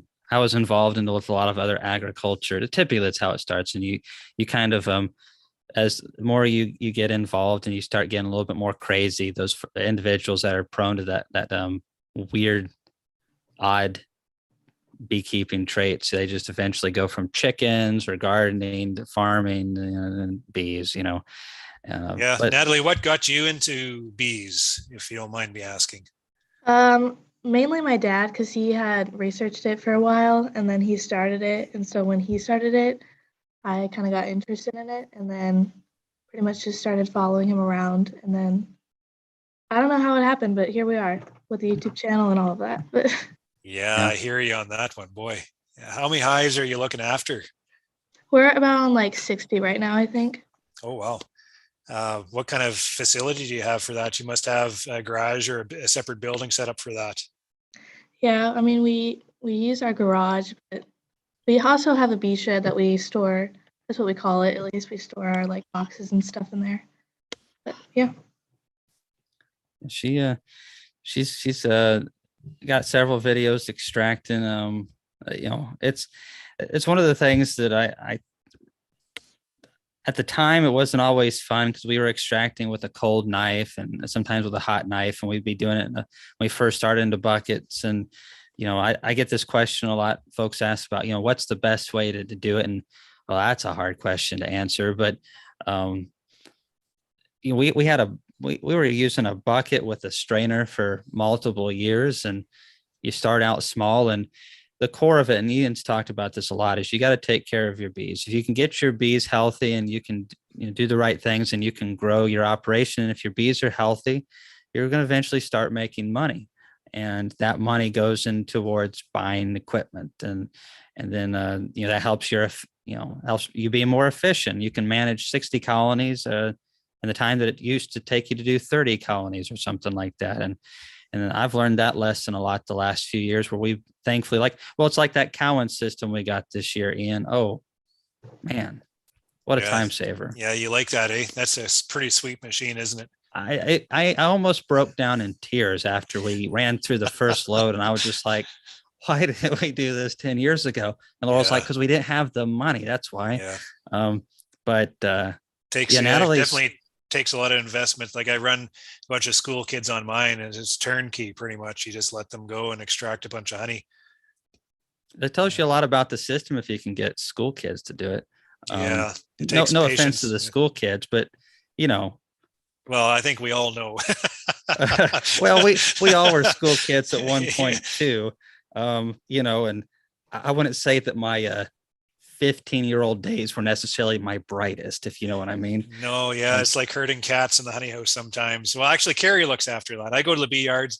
I'm like, okay, I'm going to take 2 of you guys with me. The rest of you go in there to extract 20 barrels of honey and just, try to get the work done. It's impossible. Natalie, with 60 hives, you would be roughly 6,000 pounds of honey produced off that, I imagine, eh? What was it? Do you remember from this year?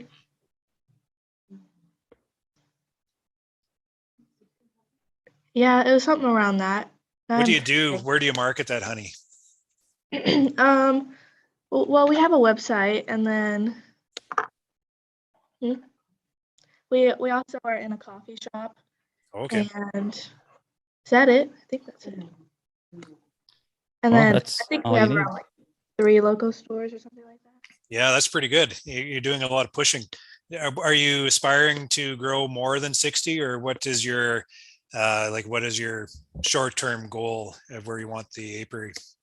Well, we kind of joke around that like I'm working for my parents right now, so kind of whatever they can handle. But for me, I want to get to like 100 now, and then eventually I don't know what I want to be at, but I think right now we're leaning towards maybe like 80 or something like that.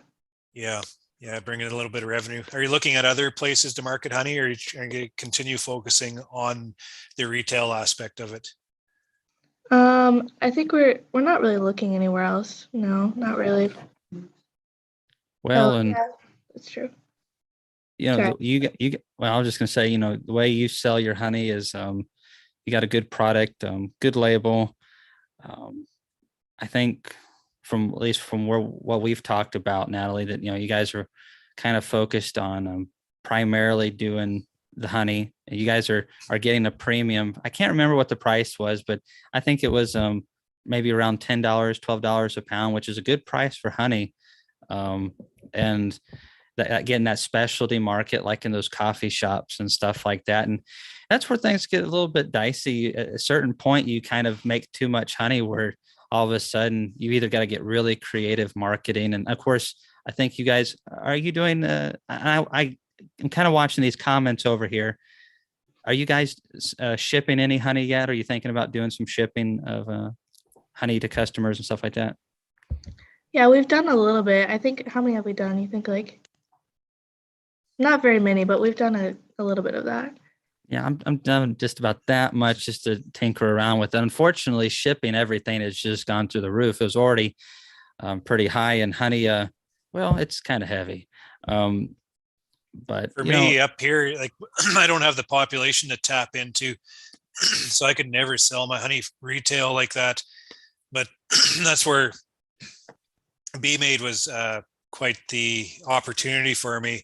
I was selling my honey at a retail price all the same, but as I was building my business and I got the membership with BeeMade, it provided me with a place to put all my produced honey at all times.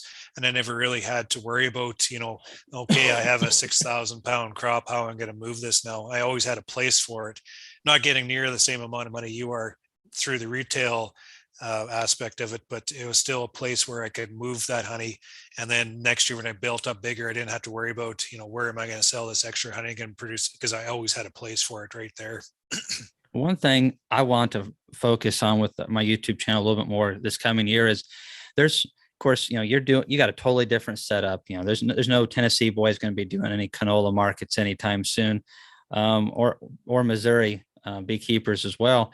But, my buddy I mentioned down there in Memphis, he's doing specialty honey. Of course, Memphis, totally different population. I mean, you're talking about a sparse population. They've got a dense population, Yeah. all kinds of cultures coming in, especially those from Middle Eastern areas, Lebanon, getting up there, Israelis all the way. I don't even know all those countries over there, but there's a lot of them. And the culture around comb honey is very serious.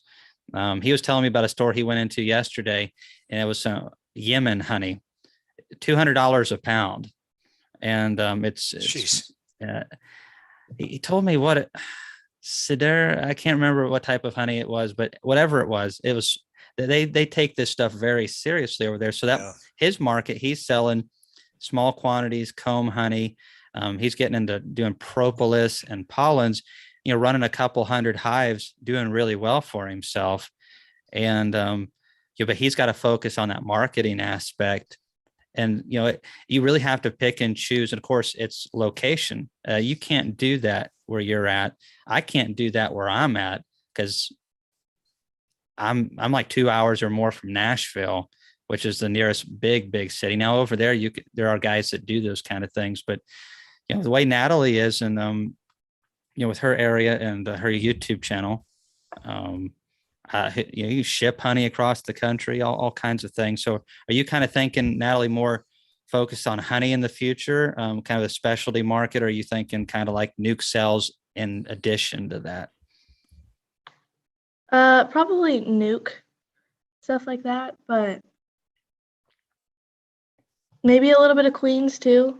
Maybe stuff like that. Yeah. Yeah, it's always good to diversify the revenue stream like that. It's a good business practice. Like our farm here, we've got bees and we have crops and we have cattle, and always something coming in at all times. And if you can structure a business the same way with the bee business, you got honey, you got package, you got queens, multiple revenue streams is always good business that way.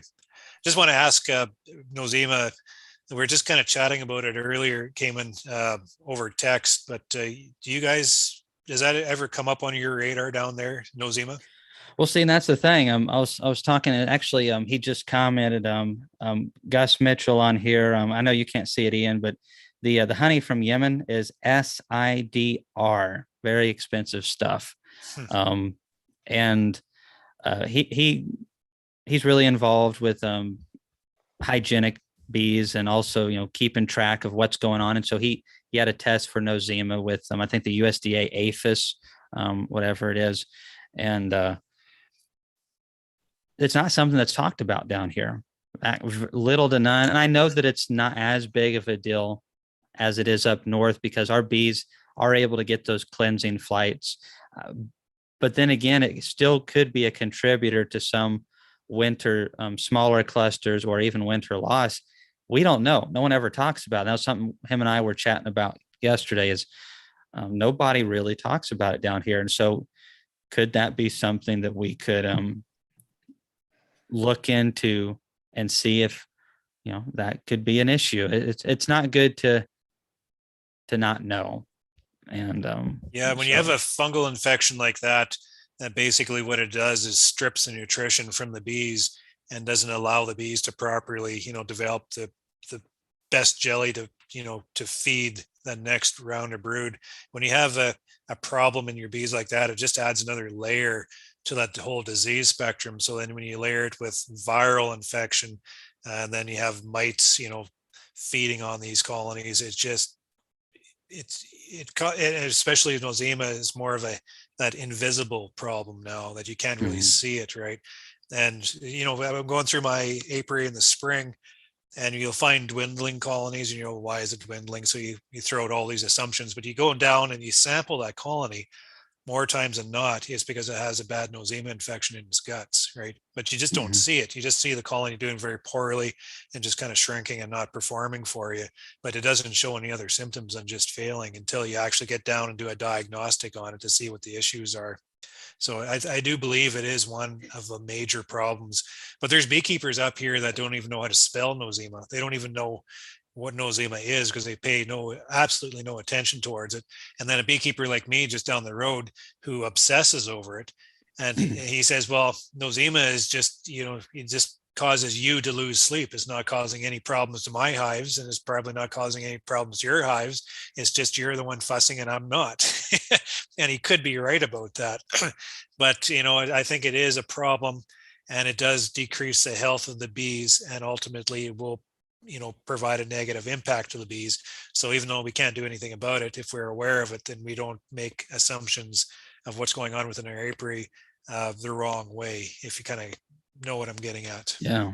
Well, one question that was asked, I want to say thanks to Castle Hives. He said, great chat, Kamon, Ian, and Natalie. And thanks for the donation, Castle Hives. Very much look forward to meeting you here just less than a month. And then Southwest Ohio Bees, thanks for your donation. His comment was, I just have to one up Castle Hives. Haha. So got some rivalry going there.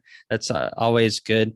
I had a question asked of me. We know kind of what Ian's doing, but what are you doing for revenue, Cam? I'll keep it short and sweet. So we hinge the majority of our business with our bees based off of nucleus cells and honey cells. Last year was a poor honey year. This year was an exceptional one for us.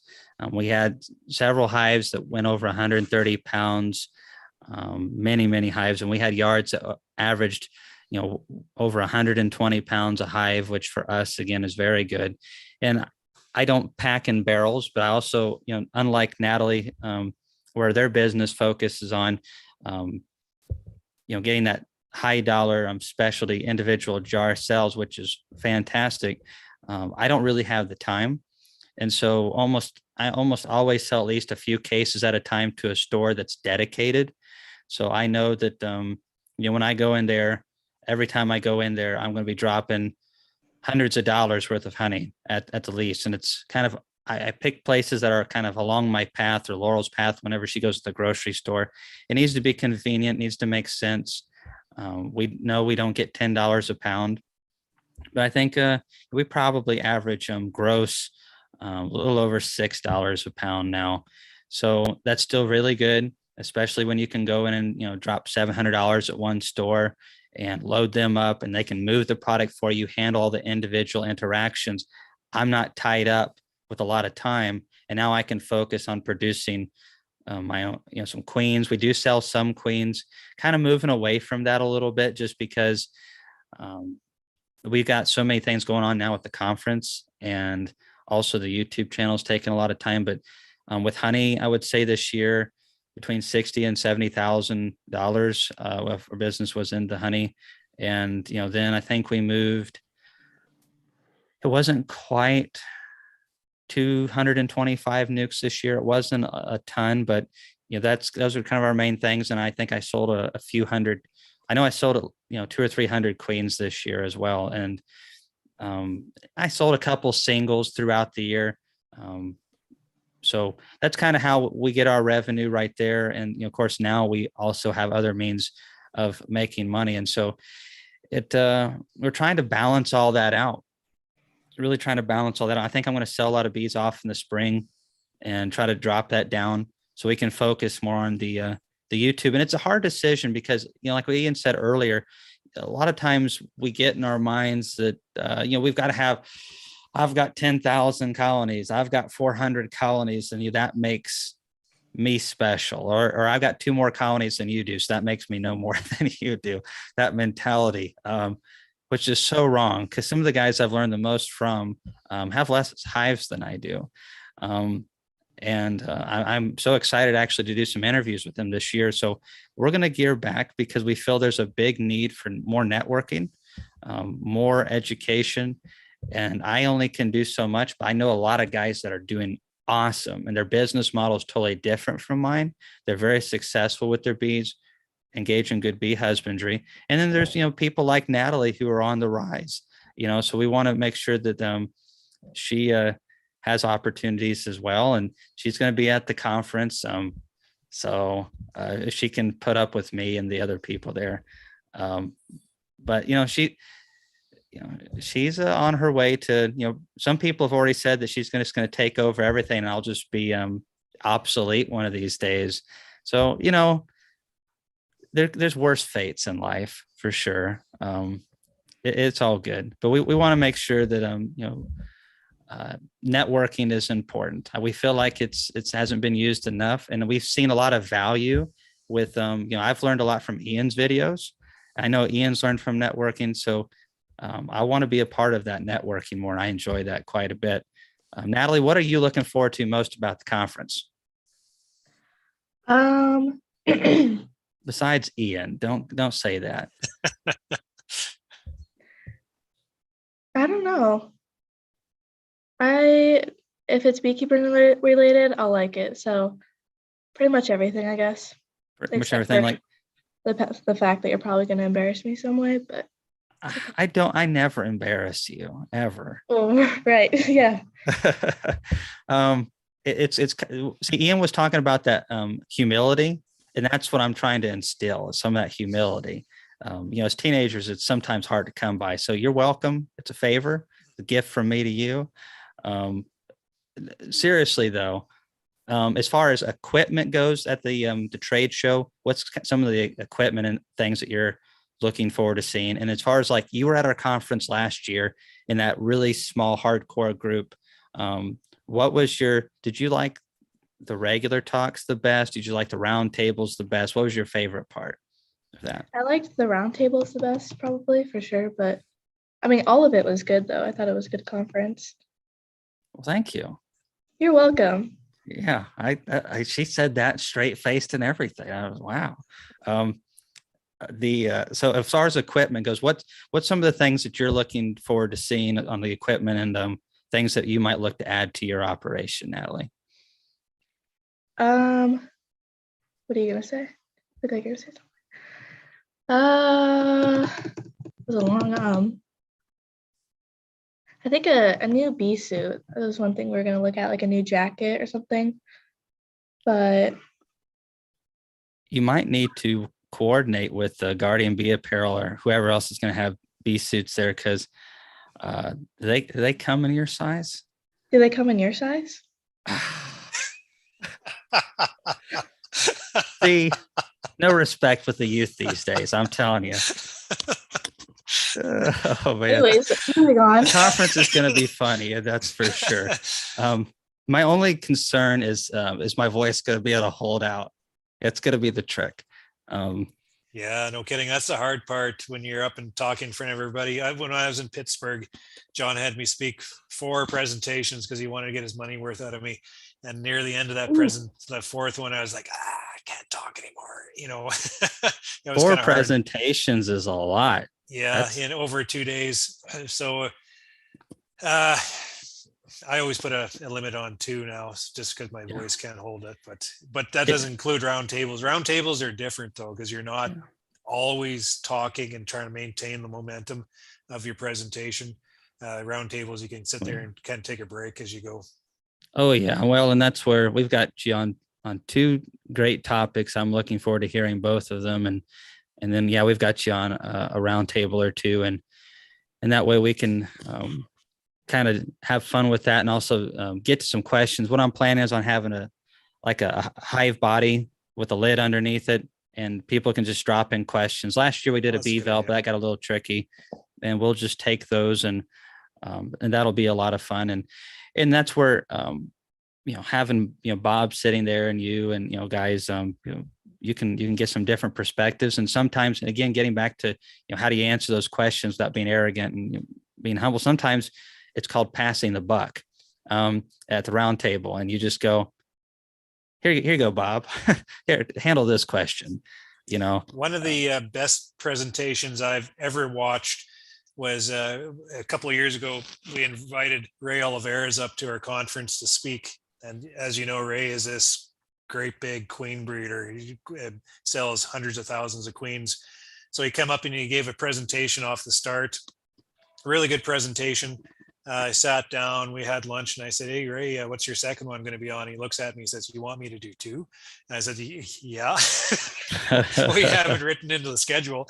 So, he told me this 5 minutes before he's about to go up and to talk supposedly a second time. So I said, "Okay, Ray, how about you just go up there and I'll just pepper some conversation at you." So Ray goes up in front of everybody, and he just loves a crowd anyway. So he stands there and he starts talking about bees and this, and then I just start throwing him questions to his conversation, and boy, did he do a good job. That was probably one of the best presentations. And I heard about from feedback from the crowd, it just absolutely loved it, because Ray's up there, he's absorbing the crowd, he's got the sense of humor, and then just injecting, but he has trouble focusing sometimes his presentation. So just throwing him questions to keep him down certain alleys and on certain subjects, it was just absolutely brilliant. So those on the spot, kind of the cold open type presentations can be very gold sometimes. So if you can set that same atmosphere up, I think that would be a lot of fun. We've got some opportunities for that, and a lot of that happened at Iowa. And it's funny, when we pulled people from the last Hive Life conference, a lot of people they do like the PowerPoints, and PowerPoints are important. I love having the pictures to visually see what's going on, but they can't take the place of just a good good talk too. And some of the people are like, I like the round tables the best. And some of them liked some of Kent's talks where he just got up there and just started firing away. And I think that's why you have a healthy mixture of it all. You don't lean too heavily on one thing or the other. Balance is important in anything. And I also think that's where we're fortunate, because I talk in a different way, kind of talking about Ray, that kind of sounds somewhat similar to the way that I talk, is that I can come up with something to say. That's not a problem. The issue is maintaining the focus. And that's where the PowerPoints help me so much, is I can get up there and talk for 4 hours. I might miss the entire point I was trying to hit, though, in the process, or the several points. And that's where I've got to have that PowerPoint, even if it's just really vague, to have those little key bits that kind of keep me on focus. And so that's kind of why I use the PowerPoint, Natalie, and all that kind of stuff. And I hear that there's some bee clubs wanting you to do some talks, Natalie, and stuff like that. Yeah, there is. Yeah. Well, yeah. I'm sure you'll nail it if you decide to do it. And also, just like Ian said, I mean, sometimes you bomb a talk, and that's just kind of how it goes. Preparation helps a lot, but realize that there's no speaker that has not bombed a talk.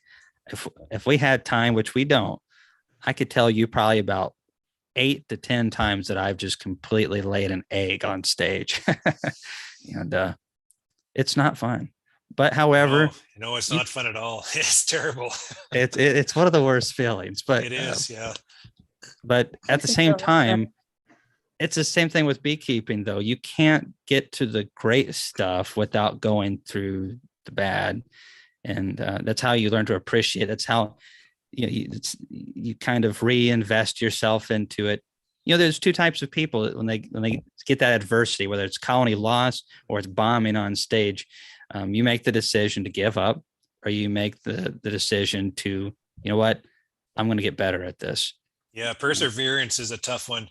And maybe that's what makes us good beekeepers, because to be a beekeeper, we have to persevere through these very tough times. When we're faced with losing 50% of our hives because we go into a bad winter, into a bad spring, we got to be able to, regather ourselves and carry on and just make things work to get through it, to be able to rebuild things.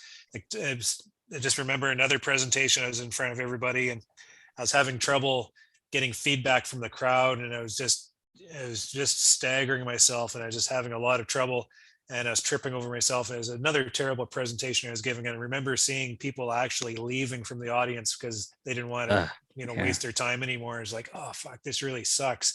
But I just maintained my commitment and I just got through it. And, I assessed the situation and they carry on from that, right? That's all you can do. That's all you can do. But I've definitely been there. So I've got the itinerary starting to get printed up right here. You can't see it too good. And everyone's this is a, thick copy. And of course, actually got a sponsor on the back of here, which we've got several sponsors, which is, I've had a couple people like, why in the world are you getting sponsors? Are you selling your soul, Kamon? Well, these things are expensive to put on. Let me tell you, they're very expensive to put on. And, well, getting guys like Ian, man, it's just, those Canadians don't want to let their own leave the country. And, when they do that, I'm just joking, of course, but no, it's totally worth it. And there's a lot of questions and stuff I would love to get into tonight that we can't, because I'm afraid we'll bleed too much into the conference. The conference really is centered around, we say, great queens, dead mites, and good nutrition for a good reason. Obviously, there's more to beekeeping than just that general sense, but usually everything falls into those three categories. Nosema, like you said, chipping away at the nutrition at the gut level. They're also a pest problem. You got to have all those good things. So that's kind of what we're focused on here. Is there's a couple tools, and Bob's going to have an interesting talk that talking about actually constructing a honey house, and that's a talk you don't hear very much. And he's going to talk about some of his early days. Not like his packing facility that he has now. I'm sure he'll get into that some too, but try to make it to, because that's one question that a lot of people ask me, and I'm still working on dialing my stuff in. I'm really not a guru when it comes to honey houses at all. So I'll probably build one here in the next, I think, year and a half or so, start working on one. Wait till the price of everything hopefully goes down a little bit. We'll see. But Bob's going to have a talk on that, setting up, all that processing equipment.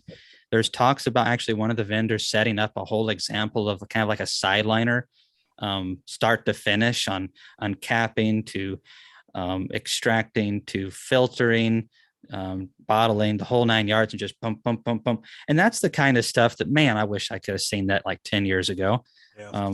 It just kind of give me an idea. So again, that collaboration, we really appreciate you, Ian, all the time that you spend on YouTube, all the time that it's been difficult, as a lot of you guys, I won't go into details, but getting Ian down here has not been easy, and Ian's been doing the best he can. I've been trying to do the best I can, and it has just been nothing short of bloody murder to get this done. And I appreciate Ian not just easily just going, hey man, just forget it. And he's stuck with us on it. And sometimes things happen, but it's some people just like, just forget about it. Just too much work.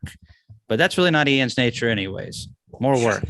Yeah, this whole COVID thing has really added a layer of complexity to travel, and it seems to be changing all the time. Like usually when I get invited to speak at conventions and such, I have my tickets booked a year out, and it's like, we have some insurance on there in case we can't make it or whatever. But for this, it's like the requirements are changing all the time. You need health tests to go down, and what's all involved in this whole cloud of uncertainty. Like Sandy and I are double vax, so we're not too worried about the sickness and that, but it's just the whole process that I can get down there, but if we get sick, then we can't get back. So then what do we do? Yeah. It's just all this, and we can't be away from the farm and all this kind of crap. But things are getting sorted out. Just make sure when you book the ticket that you put a lot of insurance on it, right? Well, for sure. Well, and not sure if you can buy insurance for government stupidity, though. No, there's not enough money in the world. They're trying as hard as they can to spend all of our money, and they're doing a pretty good job at that. But it's still not fixing all the stupidity. But anyways, but you said it right there. You just do the best that you can, and that's with beekeeping. That's with anything in life. That's something you can kind of take away from this, Natalie, and anybody else that wants to, is life is not all roses. It definitely isn't. And there's some, I know, Natalie, you guys had a a little bit of a rough honey year this year, which is, I hate that for you. I know exactly what that's like. Last year was the poorest honey year we ever had. This year was the best one we ever had.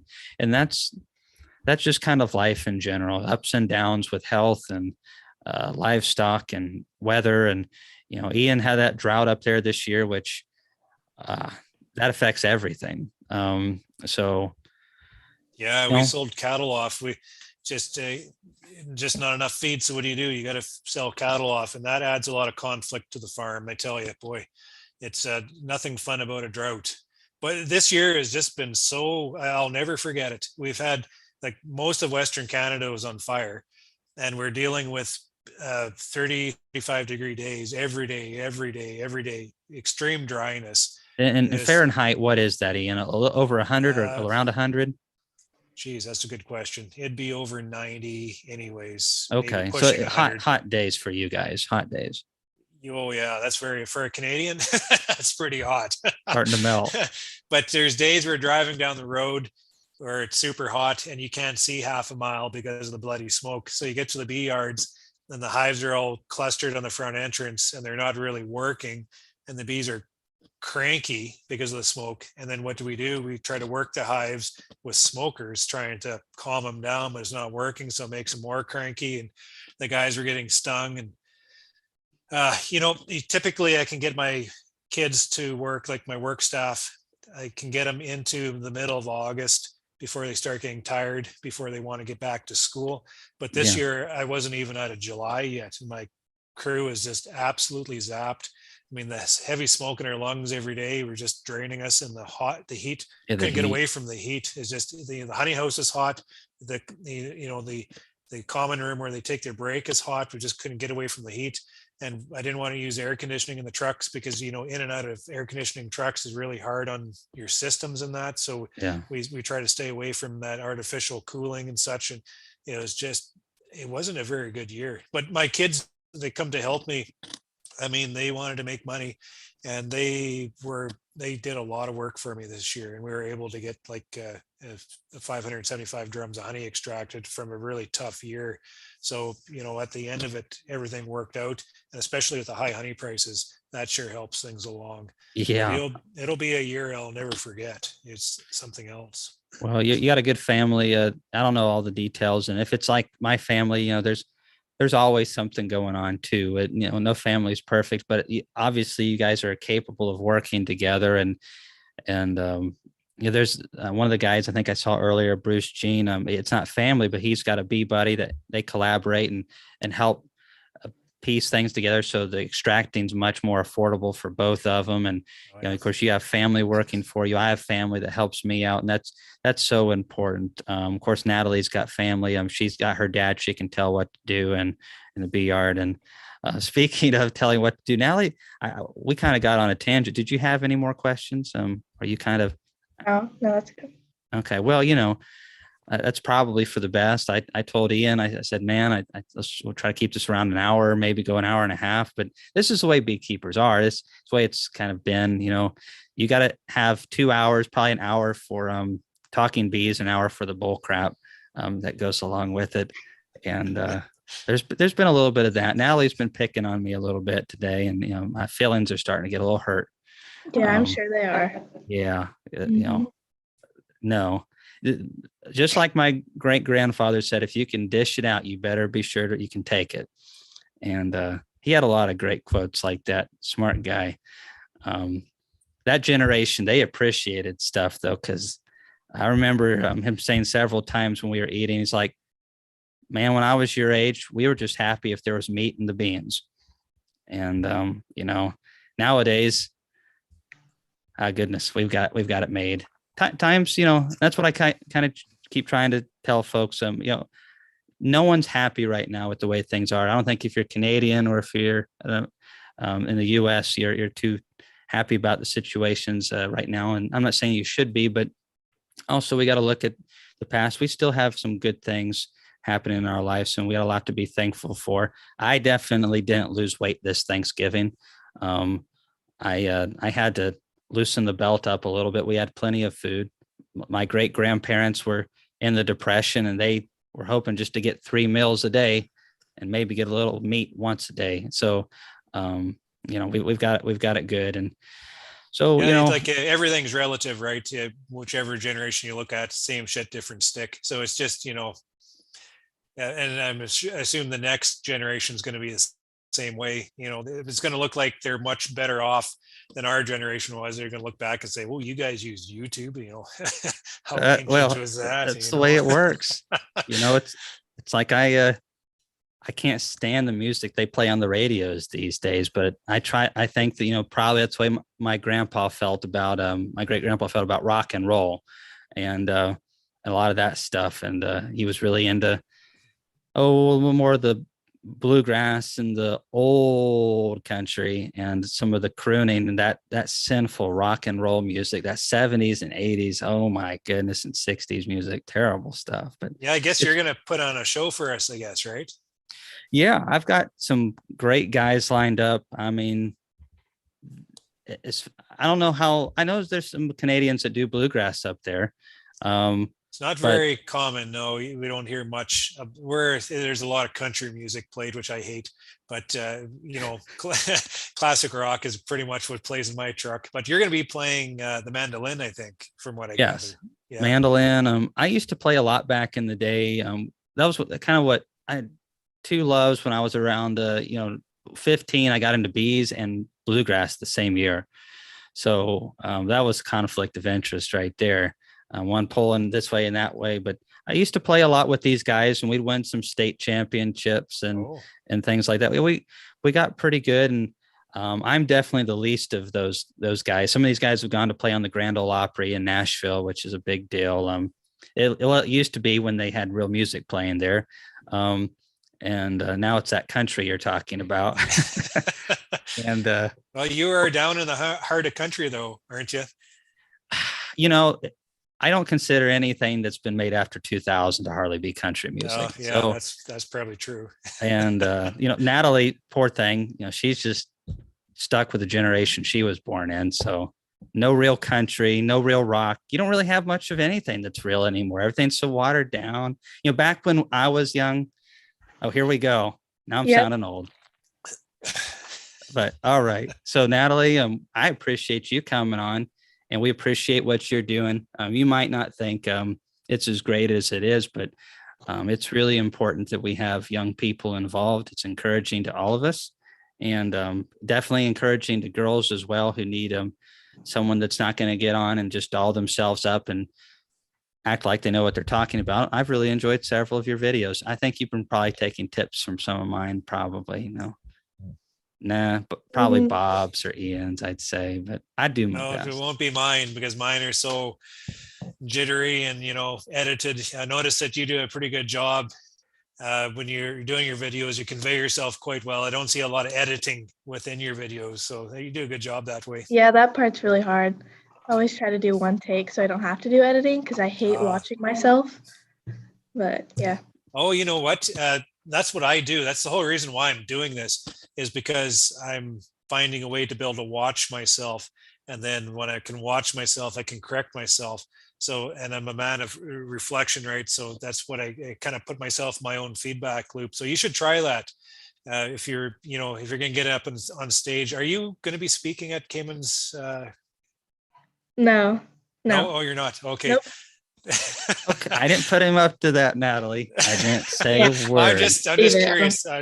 So when you go to one of your clubs that you said you potentially could be speaking to, and you're looking for practice, what you should do is practice in front of a camera and then see yourself, and then then it allows you to get comfortable with yourself, and then it helps you carry on to do a better presentation. So if I was going to give you any advice, it would be that. But from what I see in your videos, I don't think you'll need a whole lot of practice because you do present yourself fairly well.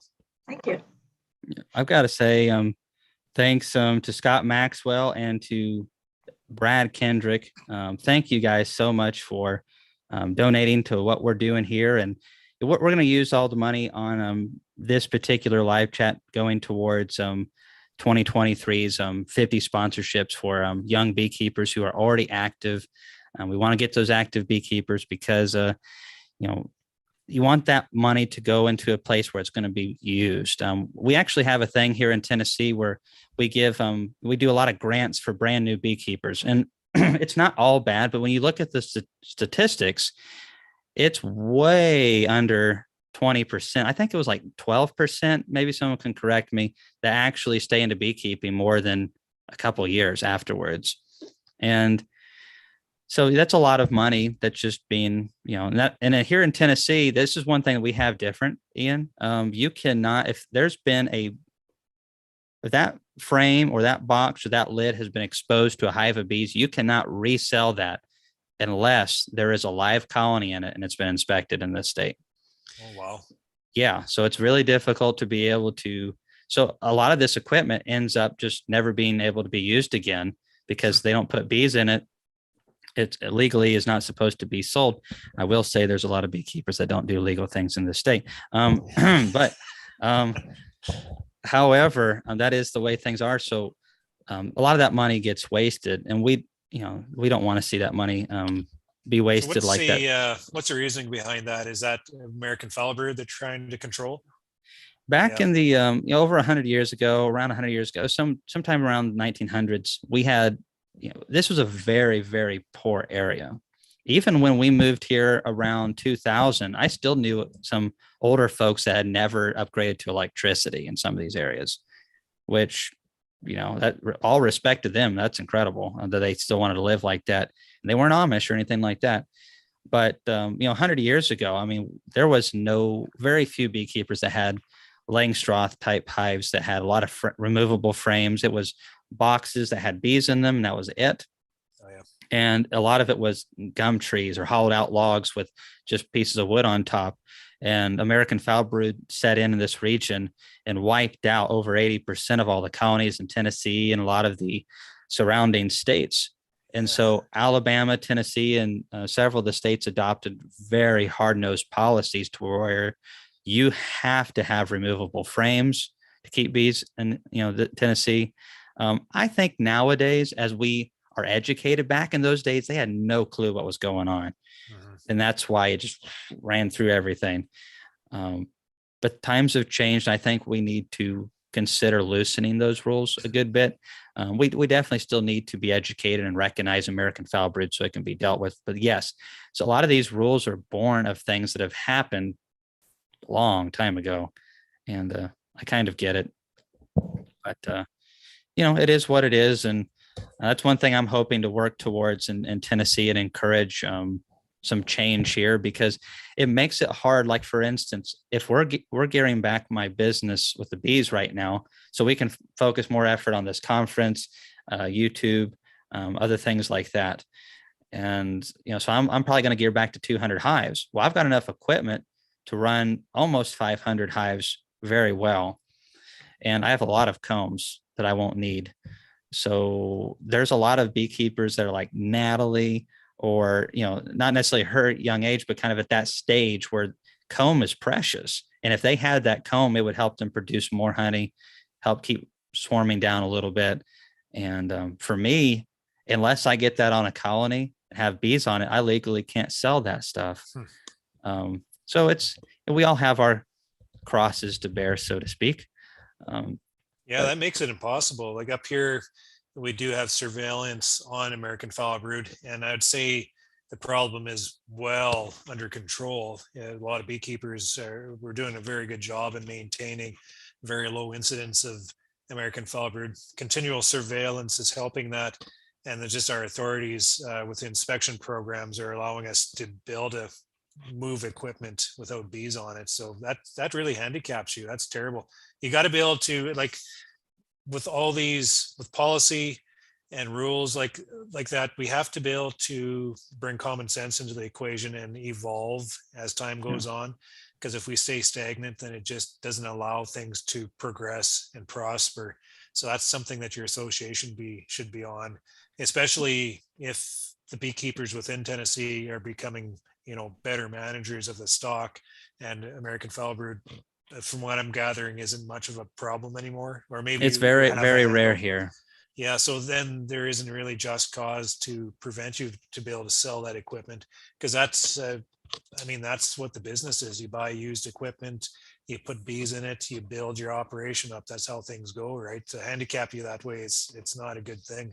It really, well, it hurts the industry. It hurts It does. beekeeping business here, and that's my biggest complaint with it. I'm all about, beekeeping, being responsible and safe, and I'm all about following the laws when they make a lot of common sense, and they're useful. But this is something that really ties the hands of the beekeeper, not only in the fact that now I can't get them when I could need them, but then the other guy who's retiring has some good boxes and good combs, and now he's out of money. If he doesn't buy the rules, then he has no way to reclaim that investment that he's put into there, and that just really just slits the throat of the industry, and that's why Tennessee is not talked about a lot when it comes to big commercial beekeeping states. And there's other reasons for that.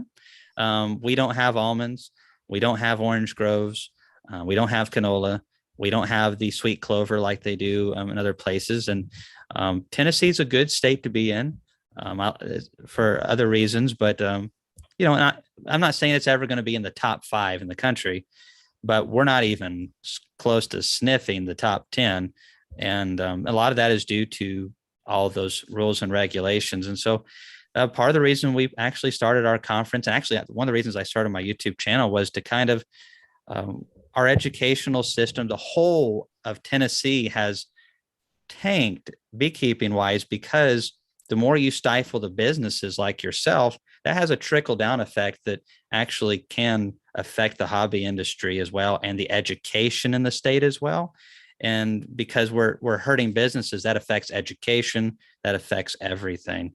And so that's part of the reason I started the YouTube channel. Is Kamon Reynolds Tennessee's Bees, which surprisingly got a lot bigger than I thought it would real fast. And now it's Kamon Reynolds basically, and communicating with people in Canada and Missouri. And it's wonderful. I've never been so happy to be wrong in my life. My wife, she like every time anything good happens with YouTube, she's like, yeah, I told you that'd work. Who was it that said that wasn't going to work? It's like crow every day. Someone will come to the conference and be like, yeah, we're going to bring this thing. It's going to be really cool. We're going to do creamed honey here. And I'm like, wow, that's awesome. And she's like, yeah, it's a good thing somebody said you should have started this YouTube channel. It's like, gosh, I'm going to have dementia. And that'll Speaking of Laurel, before we went on, she was commenting about a Canadian accent or something like that. I think that was your last talk you had last week or something. She typed in there, y'all. Your Tennessee accent down there. I'd love to hear Laurel say y'all on your live forum here. She will. I don't have a Tennessee accent, so you can't gauge me at all. I don't have much of a Southern accent. Probably the most Southern thing I say is fixin', which is just lazy. I say that one a lot, which I never.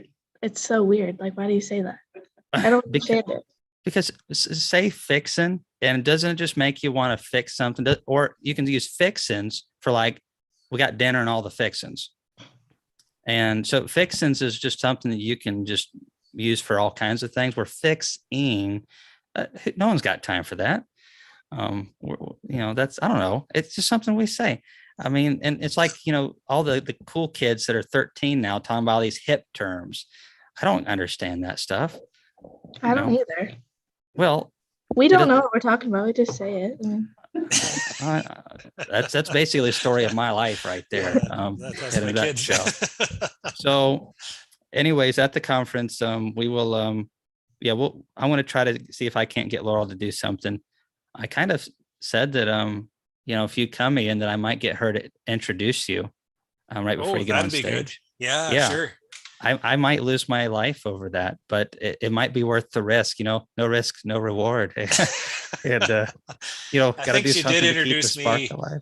At last, if I'm not mistaken, when I was introduced last year at your convention, I think she introduced me, right? Or was that she just set me up on the screen? She set you up. She kind of shut me down on actually verbally going, and now Ian Steppler.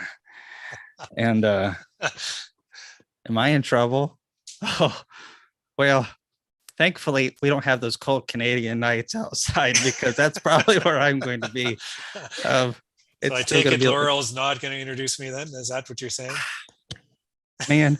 I think if I can, I'm good at brokering Hey, I know deals. what. We'll get Natalie to introduce me. Then you'll get her in front of that big crowd. There we go. It'll be a good learning exercise. Do your show voice, Natalie. Just I don't have one. I'm not Well- weird like you. that wasn't very nice, even if it was It true. wasn't meant to be. Yeah, but maybe not. Maybe we can. I can broker a deal with Laurel. Laurel's, if I can say, if you'll do this, I'll take you on a 3-day trip in a cabin in the Smokies, just with you and me. And she's like, it's just going to be me if we're going to do this. I'm like, okay, all right. But let's. I got to say one more thing. Thanks to Jerry Snipes for being a part of this and for contributing. There's been so many of you all that have, just been here through this whole live chat that we've done today, and so many of you. I just want to say thanks because, we kind of get a lot of credit, and I don't know if we always deserve all that credit. Someone's got to do it, I guess. But it really is such a group effort. There are so many people that make this possible, the conference possible, whether it's vendors. And it's not just the conference, without people watching Ian's videos, he stops making them. I stopped making them. And so that support and that, that family, that beekeeping family, really is what makes this possible. And I've talked to Laurel, and we've decided that we want to really ensure that next year we go and do everything that we possibly can to help support that family and make it stronger. Not necessarily, we need to get 100,000 subscribers. That's really not where it's at. But we want to make sure that we give as much value back as we can. I think that's something Laurel and I want to focus on more. Guys like Ian and Bob, wonderful value.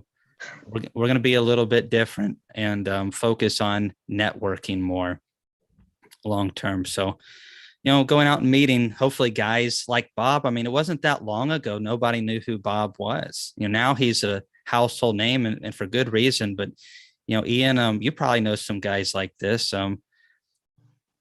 Great beekeepers. Some beekeepers don't really want to get in the limelight and all that kind of stuff. And I kind of get that to a degree. There's a lot of criticism that I get for just existing. But, I've dealt with that for 33 years now. So no, but you put yourself in front of people like this, you're going to get all types of people come at you. So you got to, and me too. You should see my emails sometimes. I can get a little bit political, not political, like political, but beekeeping political. I can get very beekeeping political, and I have beekeepers that'll send me some real nasty emails. You wonder, why would you even bother with that, right? But I actually take that criticism as a compliment, because if you're out there and you're reaching people, you're going to reach everybody. The broader reach you have, the more that you bring back, and you're going to bring back the sour grapes of the bunch too. You have to deal with it. If you're grabbing some of those people, that means you're also grabbing some of the people you're trying to reach. So you just got to let it roll off your back, right? Yeah. It's hard. I've gotten a lot better about that. When I had 400 subscribers and someone told me that I was complete garbage, it hurt a lot more than it did at 20,000 subscribers. But it's also something that but you don't get completely over it until you decide to have that mentality about it, because no one likes being criticized. And unfortunately, we're wired that way. And also that's what's pushed in the media and everything else. It's all about the negativity. No one wants to do a news story on the beekeeper that's doing it right and doing a great job. Let's show the commercial beekeepers that are totally just nuking this and smashing every bee they can. And just let's do our video series on those guys instead of focusing on the men and women who do all the right things. And we're geared towards negativity. I think sometimes with social media that we've kind of trained ourselves to react to that negativity really strongly. And it's something I've had to work on. I had an experience like that just a couple of days ago, and someone said, why in the world would you, someone was doing a video with me, an interview, And like, why in the world would you do one with Kamon Reynolds when you could do one with Bob Benny? Fair question. I mean, seriously, I mean, if I had to pick between myself or Bob, Bob's got more experience. But at the same time, that's something that I had to just take in, and also realize that there was a nasty comment or two, but there was tons more beneficial comments. There's people that still watch and support. If I focus on the negativity, then that takes away from all the positive stuff we could do. And starting out in beekeeping, starting out with speaking, anything, this conference, if you listen to the negativity and buy into that, you will fail, because you won't follow through.